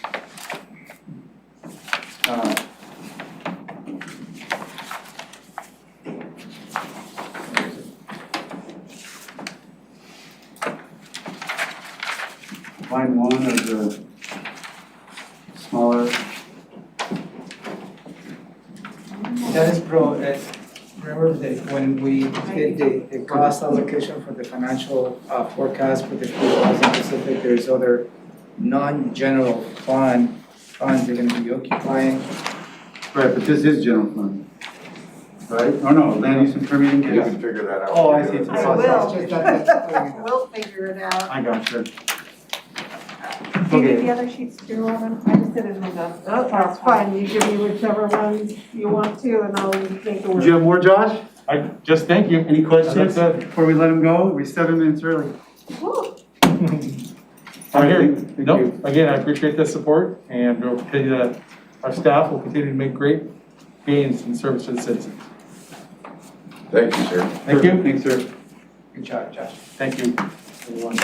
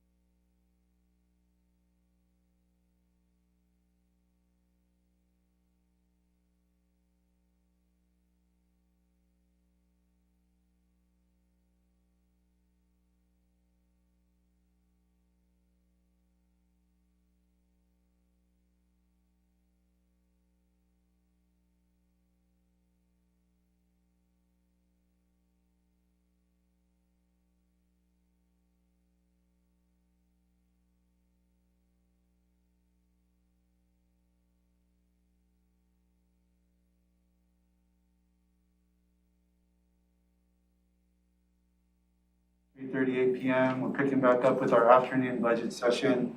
The last chunk of the presentation this afternoon is from Tourism Promotion Board. And we have Annette Pitts here, and I'll just let Annette introduce herself and her team, and you've got a presentation, and we're ready to go. All right, so my name is Annette Pitts. I am the CEO for Experience Olympia and Beyond, and I am here with my Vice President of Finance and Administration, Kelly Campbell. Welcome. Thanks. Thanks. So I'm just gonna jump right into my presentation. If you have questions as I go, just let me know. What's that? If she downloads it, it'll look right. Well, it's okay. Yes, they have their hard copies. I think it's pulling the old version, but that's okay. So I would invite you just to, if you have your hard copy packet with you, just to flip through. The first thing I want to remind people about is kind of why our organization exists.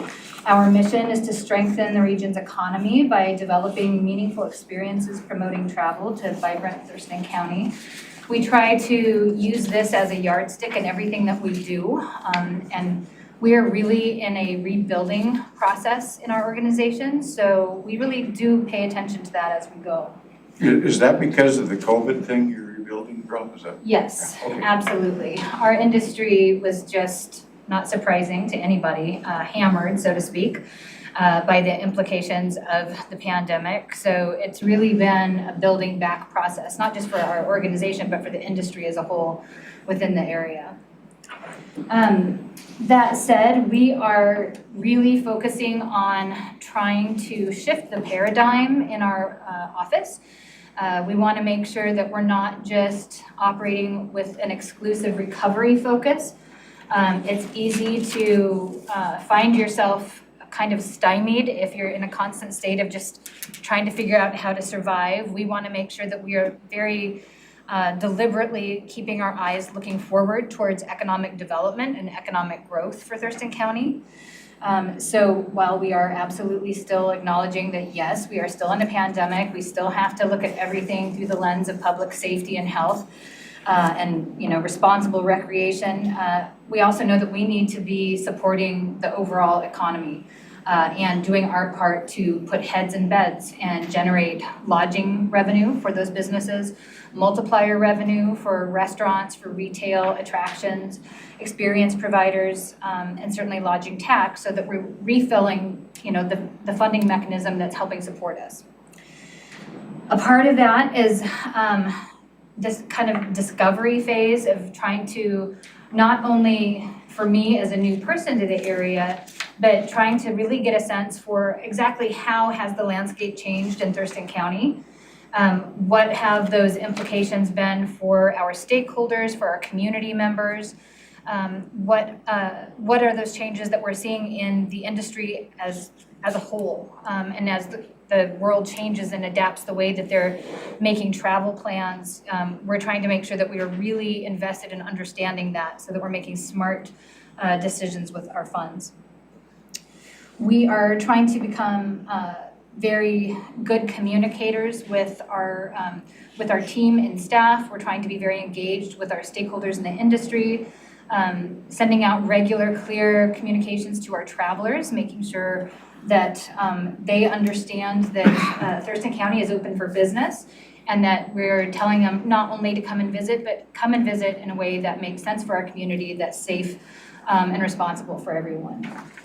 And then we're definitely looking at measurement and evaluation very closely. I want everything that we're doing to be something that is quantifiable and verifiable so that we can look back, make adjustments, make sure it makes sense, it's the best possible use of our funds, and then hopefully hit repeat.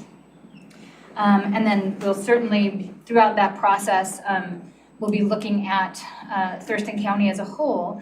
And as we're talking to our travelers and we're talking to our stakeholders, we're already starting to find that we have some deficits, some things that our travelers may want that we don't have at the moment, or some things that our stakeholders want that we don't have at the moment. So we want to identify those things. When we talk about crafting the destination, we want to be very concerted in those efforts and make sure that we're working with our partners to speak to those unmet needs. And if we do all that, then we're going to be definitely building the economy. And that's kind of the route our team is looking to take through this process. The way we are going to go about that, it's not entirely different than what's been done in the past, but it's at a different level. I know our team has always used data to make decisions in the past, but we have really upped the ante in terms of what we're tracking and measuring. So we're continuing to use, your tried and true, Google Analytics, all of your user data on your website, your visitor guide, usage metrics, but we have tried to, in a very short amount of time, I've been here since the beginning of June, we've tried to get 360 degrees of understanding about perceptions of Thurston County to feed how we shape our campaigns going forward. So we started out with a stakeholder sentiment survey, which some of you guys hopefully completed. We wanted to get a sense for what are the things that we're doing well, what could we use improvement on, what do you think about our destination, what do you think our strengths are and the things that we could improve. We sent a similar survey out to our travelers, so people who have requested information from us, whether it be for a visitor guide or an email newsletter, we sent them the same type of questions to try and look at exactly what their perceptions and ideas about the destination were, to shore those up against our stakeholders. I also did over 40 in-person stakeholder meetings when I first came on board within 3 weeks. So trying to get very similar questions asked to as many people as would have me in a short amount of time to get a sense of what folks were feeling about our work and the direction they'd like to see us go. And then we have also invested in a new utility, which is kind of, I would say, maybe the most significant departure in terms of what we're doing different. This utility is called Arrivalist, and it will allow us to 100% be able to verify exactly what the points of origin are of the folks that are coming into Thurston County, meaning where are they traveling from. By zip code, we do not have anybody's personal information, but we're able to look and see how many people are visiting Thurston County and Thurston County communities from outside of the area. Where are they going when they're here? What are they doing? What are the kind of natural itineraries that might develop? We'll be able to say, well, our traveling market from Portland does X, but our traveling market from Seattle does Y, and our traveling market from California does Z, so that we can really speak to that and share that type of information with our community partners so that we can all make more informed decisions. That understanding of traveler behavior is really something we're investing in pretty heavily. We're also investing in another utility called AirDNA. One of the things I noticed coming in is that we were really only tracking, in my mind, about 50% of our lodging inventory. That 50% that we've been tracking is our traditional lodging properties. So anything that we could look at through our STAR reports from our hotel motel properties, where we could look at historic occupancy rates, revenue on average, and kind of see what has happened in that month prior and measure it year over year. One of the things that I noticed coming to this role from my previous position was that there are communities out there that really kind of have their arms around their short-term rental markets, being your Airbnbs and your VRBOs. And some of those communities are, doing similar things to Thurston County in terms of management and, how they can grow or not grow. And some communities are assessing those properties just like a traditional lodging property, Chelan County, for example. And what I saw through the pandemic is that whereas traditional lodging properties really went down when they were, told, hey, you can't be hosting guests right now during this phase of the pandemic, a lot of those travelers still went out, but rather than going into traditional properties, they went to short-term rentals. So the counties that were assessing the short-term rentals now, on the heels of the pandemic, are economically, light years ahead because they absorbed that traveling market. So folks that when they went to go to property X couldn't go, they opted to go to property Y. So by investing in AirDNA, we're able to Just like the STAR report allows us to look at our traditional lodging properties, AirDNA allows us to completely understand how many short-term rental properties we have within Thurston County and each of our communities. And it also allows us to forecast out and see what our actual bookings are so that we can see what the present day economic impact looks like, say 3 to 6 months out if all things remain the same. So we get a very comprehensive view of what our lodging properties are across the county, which we just haven't had in the past. So that is another big new departure. Taking questions Absolutely. as we go? Yeah. Perfect. So I had a question in regards to the short-term rentals and kind of how that market shifted during the pandemic. And I had a question in regards to one of the things I heard a lot was that investors were going into areas and buying, just different little either duplexes or homes or condos to kind of fit into that market. Did we see that here in Thurston County? I can't say 100%, but from the numbers that I'm seeing in terms of growth, I mean, there is growth in that sector. I don't have data to support out of area purchases because that's not something that AirDNA tells us. If I had to say anecdotally, which is the only way I could answer, I would say probably not in significant amounts. I'm used to looking at kind of the implications of short-term rentals of short-term rentals in, say, like Leavenworth or Chelan, where there is a massive influx of exactly what you're talking about and just pretty substantial disruptions to the community.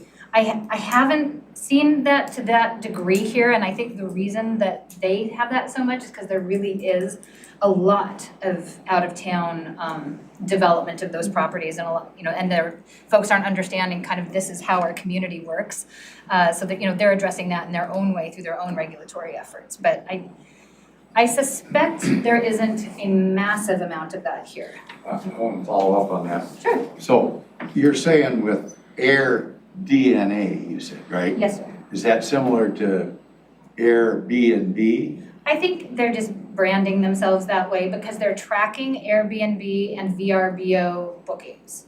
So I think that's a branding choice on their part, but they're. How do they track that? Is there a license that the property owner needs to have to do this? So what they're doing is they're using a utility that scrapes public-facing websites. So Airbnbs and VRBOs publish their availability, right? So AirDNA uses a utility that goes and it crawls through these types of websites that are public, and they just collect all the public booking data and aggregate it into a distilled report. So now somebody could cancel or change their booking, and it would change, what that forecast would look like. So they're not going, it's a point in time forecast that's based on publicly displayed booked data. Does that make sense?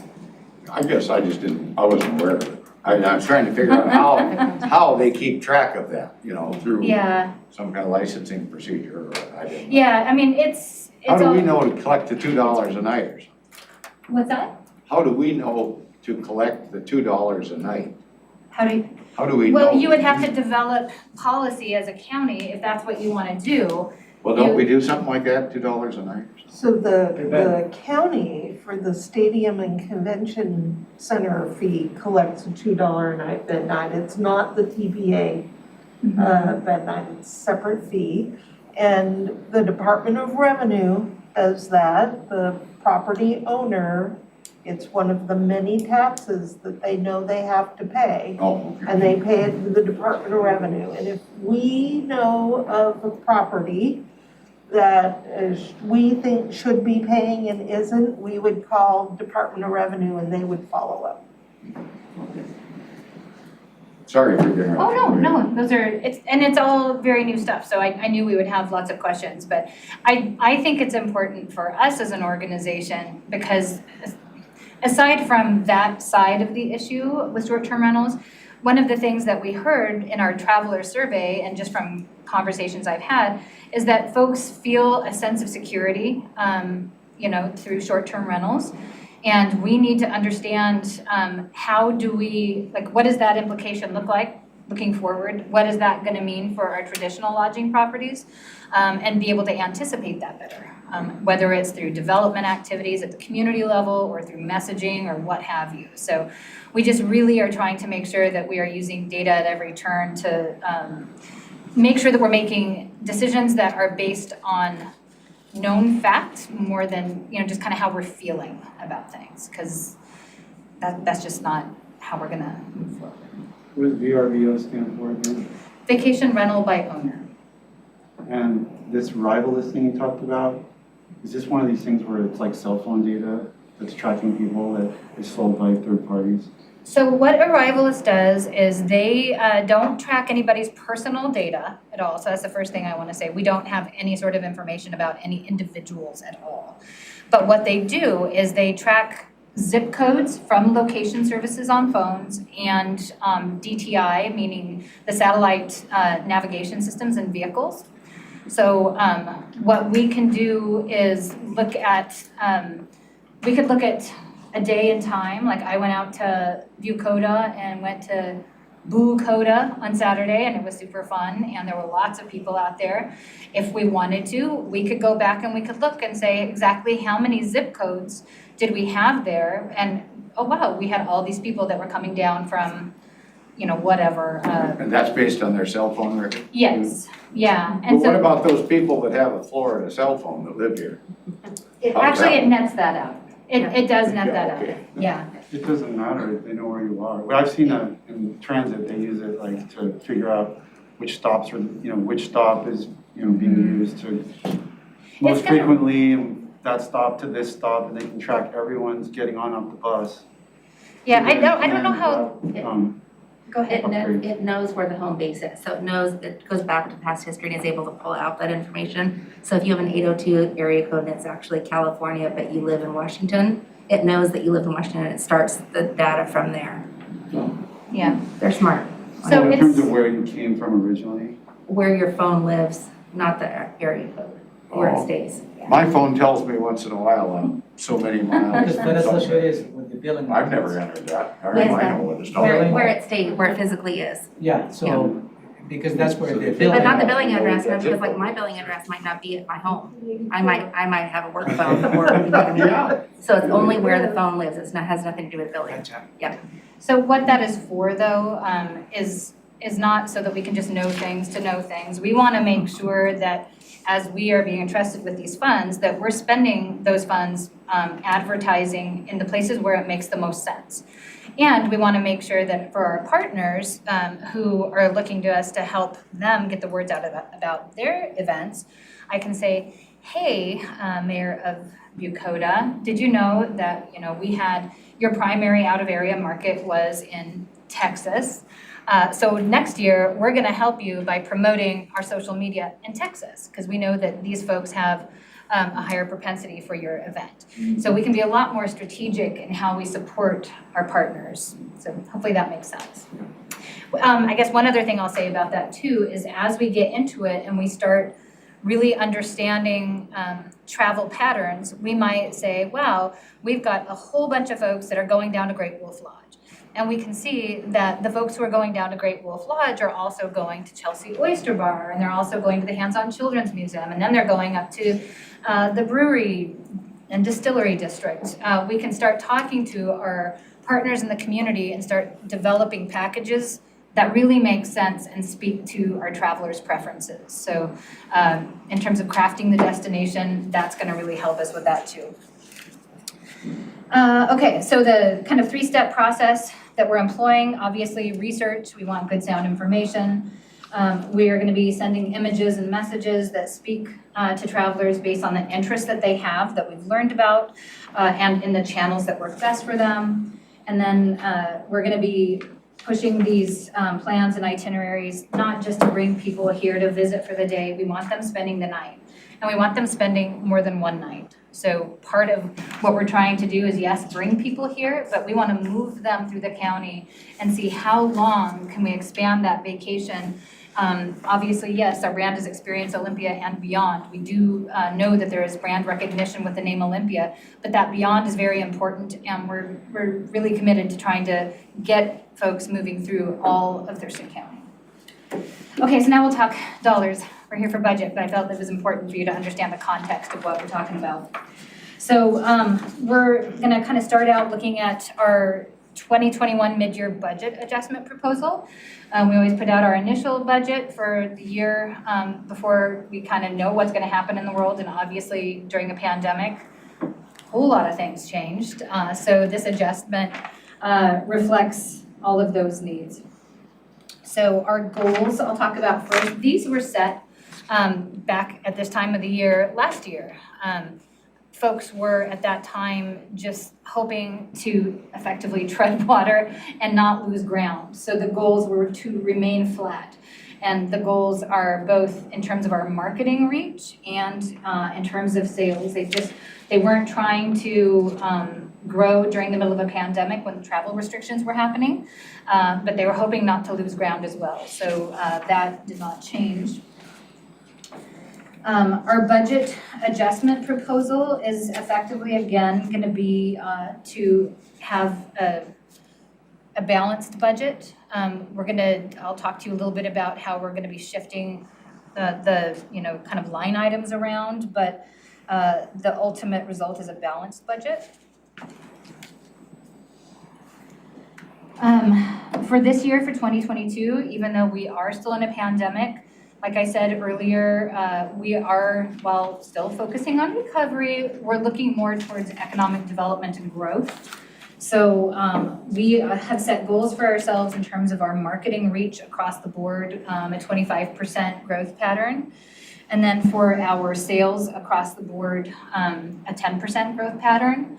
It's really hard right now as month to month, the implications of COVID just change so rapidly. Earlier in the summer, before news of the Delta variant hit, we were all just going gangbusters, average revenue and room nights and occupancy just really, really nicely positioned. And then as the Delta variant came in, not so bueno. So, it's a little bit of a roller coaster right now, but I still think that we can come out ahead of the game next year, and that's how we've set our goals. Can I ask a question? Yes, ma'am. How did the heat wave impact the heads and beds? Because, for example, I looked for a hotel for one night because there was a point where I couldn't handle the heat anymore, and there were no hotels. And so was that just a boost in the charts? Is that something that the hotels were prepared for?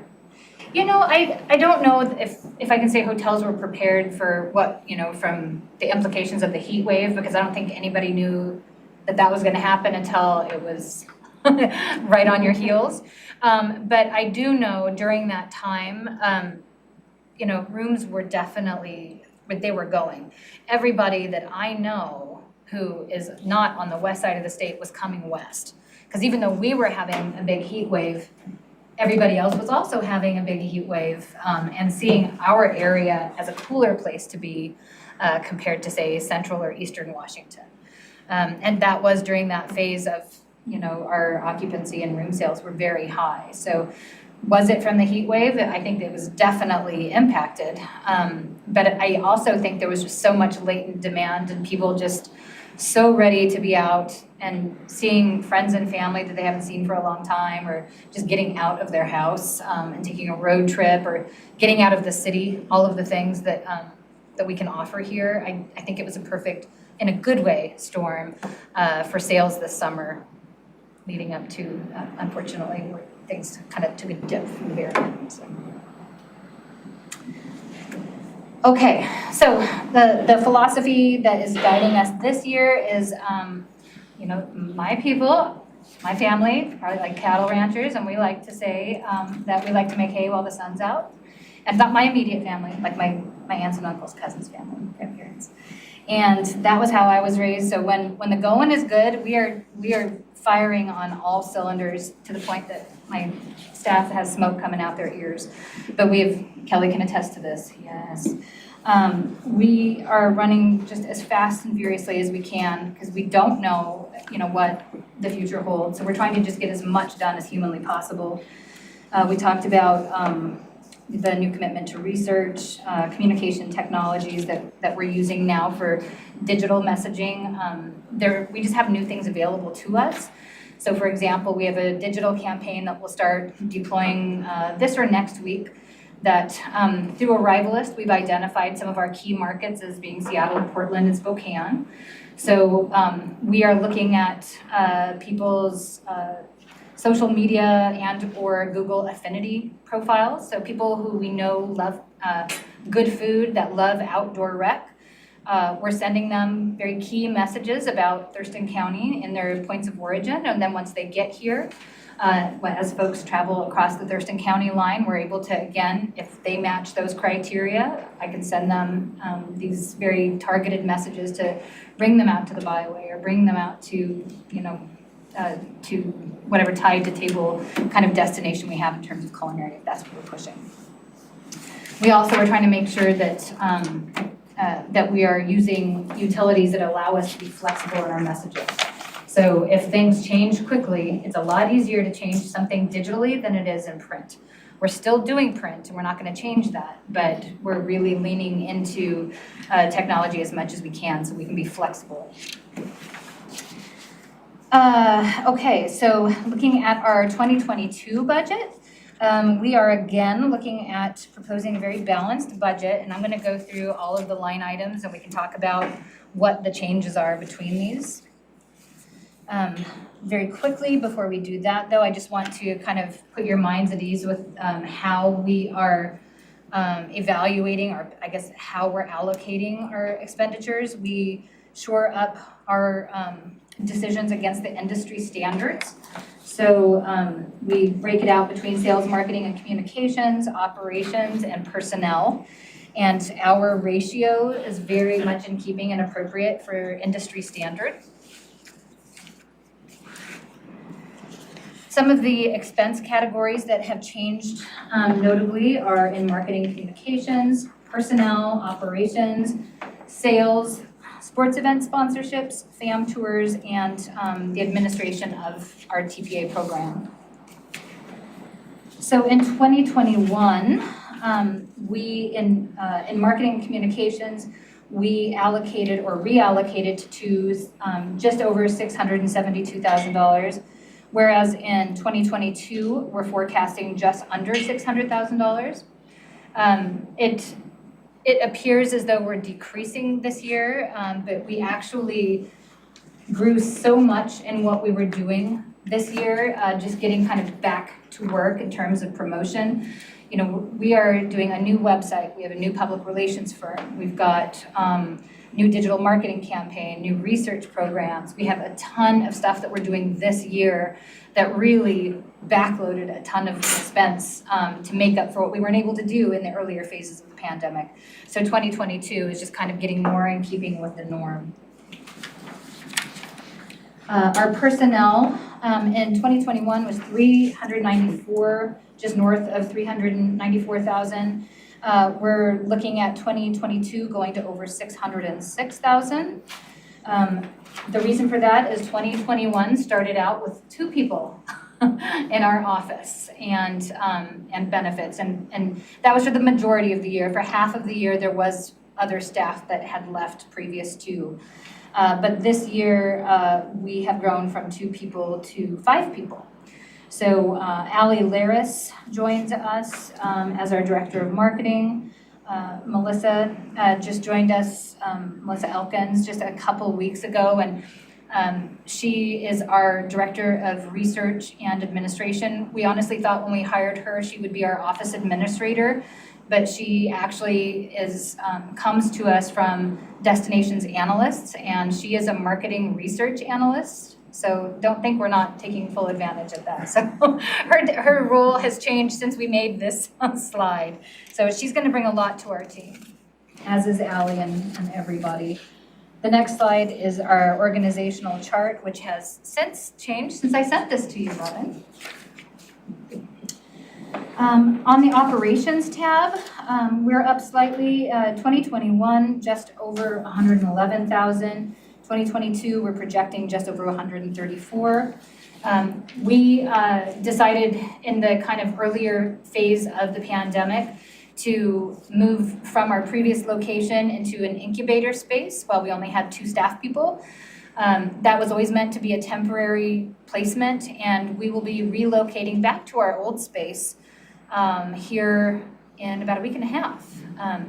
And our people are effectively sitting on each other's laps right now because we are in too small of a space, but bless the chamber for having that incubator space. It's been a wonderful way for us to kind of be able to, maintain our expenses and get our work done at a reduced level. For sales, our expenses, and this I want to say with an asterisk near it, in 2021, we're budgeting just over 55,000. In 22, just over 94. We have such big plans and things that we want to do, but it's all very much contingent on, the Delta variant and COVID and all the things. It's hard to have folks go traveling across the world to all these shows, in the middle of a pandemic. So we're hitting some. I can't guarantee we're going to hit all. So we're just trying to be really respectful. We want to get our work done, but we also want to make sure that we're keeping everybody safe too. Because of our, not knowing how much outbound sales we're going to be able to do, and so in these large trade shows, we are reinvesting some revenue into bid fees for folks who don't really understand what sponsorships and bid fees are.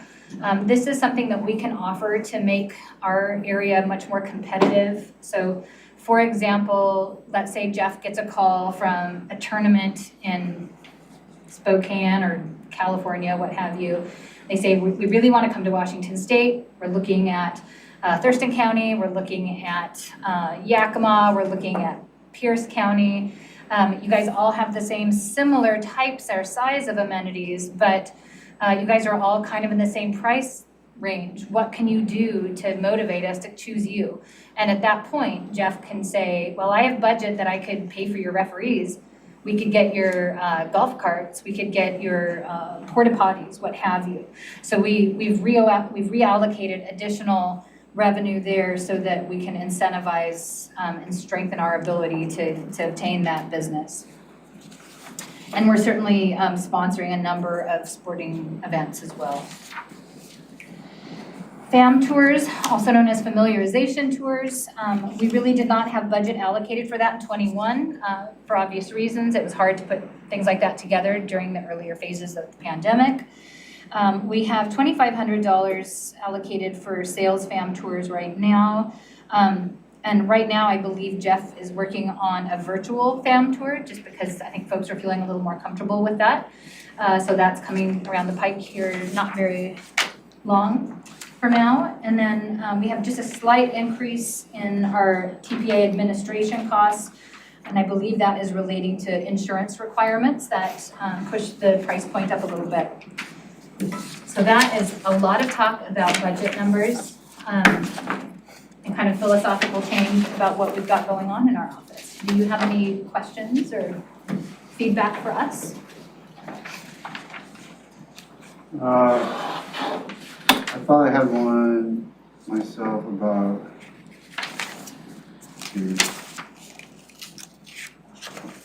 LTAC, TPA. So I guess, looking at your original 2021, TPA was 800, your adjusted is 850. Where is that coming from? I forget, there's all the different pieces of funding. Where does the TPA piece No, go ahead. generate from? In the past, we ran into a situation where as if we had budgeted $806,000, for example, but the receipts were $806,001, we couldn't get that $1 until the next year. So Robin and our organization had a conversation where we have it a little bit adjusted above our forecast. We don't know who's paying in, who's behind in their payments. And so we do our best to try to forecast it. And then having that cushion allows us, so at our mid-year, we always adjust to whatever number the county has approved. So the different parts of the organization's budget though come from different places. And the reason that you're hearing this presentation today is the board governs the tourism promotion area financing.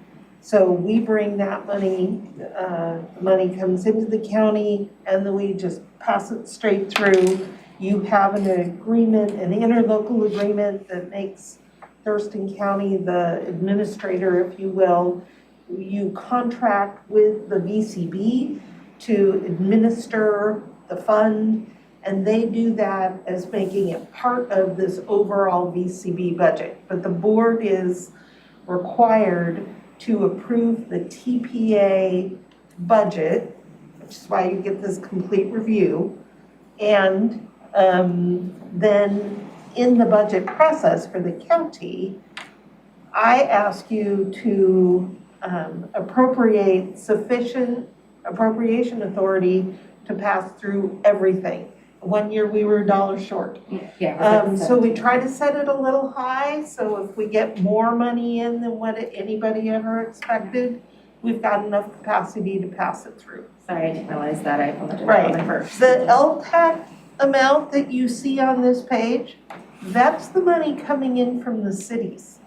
The cities share their LTAC money with the VCB. The county does not do that. We receive such a very small We don't amount. get anything though, do we? And we get such a small amount that we don't share our LTAC, but the cities do. So this 249,000 adjusted 2021 revenue that you see is all from Olympia, Tumwater, and Lacey. Is that correct? Correct, yes. But the PPA money is coming from where? The TPA money comes through Thurston County, 100% through the From county. where? From visitors that Those stay are with From us. assessed it's on heads and lodging beds, room it's a $2 per bed night fee in all lodging of over 50 rooms. You have to have 50 rooms to have to pay this fee, which is why there are virtually none in, well, there are none in unincorporated Thurston. All of the, So TPA is a lodging tax and LTAC is a lodging tax. correct, They're just double it, like if you're at the Governor's Hotel in Olympia, you're paying 2 different fees. that's correct, One's going to the city and a chunk comes to us, one's coming straight to us. that's right. Yeah, and we have to apply for those funds. We don't automatically get. No, let me back up. Yes, you do have to apply for those, but let me back up. If I stay in a hotel in Olympia, I pay a $2 LTAC, and that $2 goes to Olympia. And I pay a $2 TPA, that goes to the county, the whole $2. If there were a Best Western that was in the unincorporated Thurston, there's not. If there were, and it had 60 rooms, then I would pay a $2 TPA that would go to the county and a $2 LTAC that would go to the county. They are accounted for separately, they are treated separately, there's a different law that applies to each one. They're completely different. Okay, got it. Questions for the team? No? No? Good. Okay, Thank all you. right. Thank Thanks you. so much. Thank you for explaining that to everybody. Yeah, and sorry. Good job. Sorry I have to run. Got the Thank audit you. meeting. Thank you. The one of, Oh, yes, got the meeting. Thank you, guys. Have a good day, guys. Okay, Good to see you, thank you for coming. Sorry, my shoe broke on the way here. Uh-oh. Oh, no. I left a little pile of my shoe. Sorry for Okay, that. don't worry about it, Kelly, we'll take care of it. Okay, well, that wraps up the afternoon budget session. Board's back in session at 9 a.m. tomorrow with agenda setting. Budget picks back up Wednesday morning at 9 a.m. with a whole new slate of presentations, starting with public health, which will be fun. With that, we are adjourned. join us for another fun. Here's my public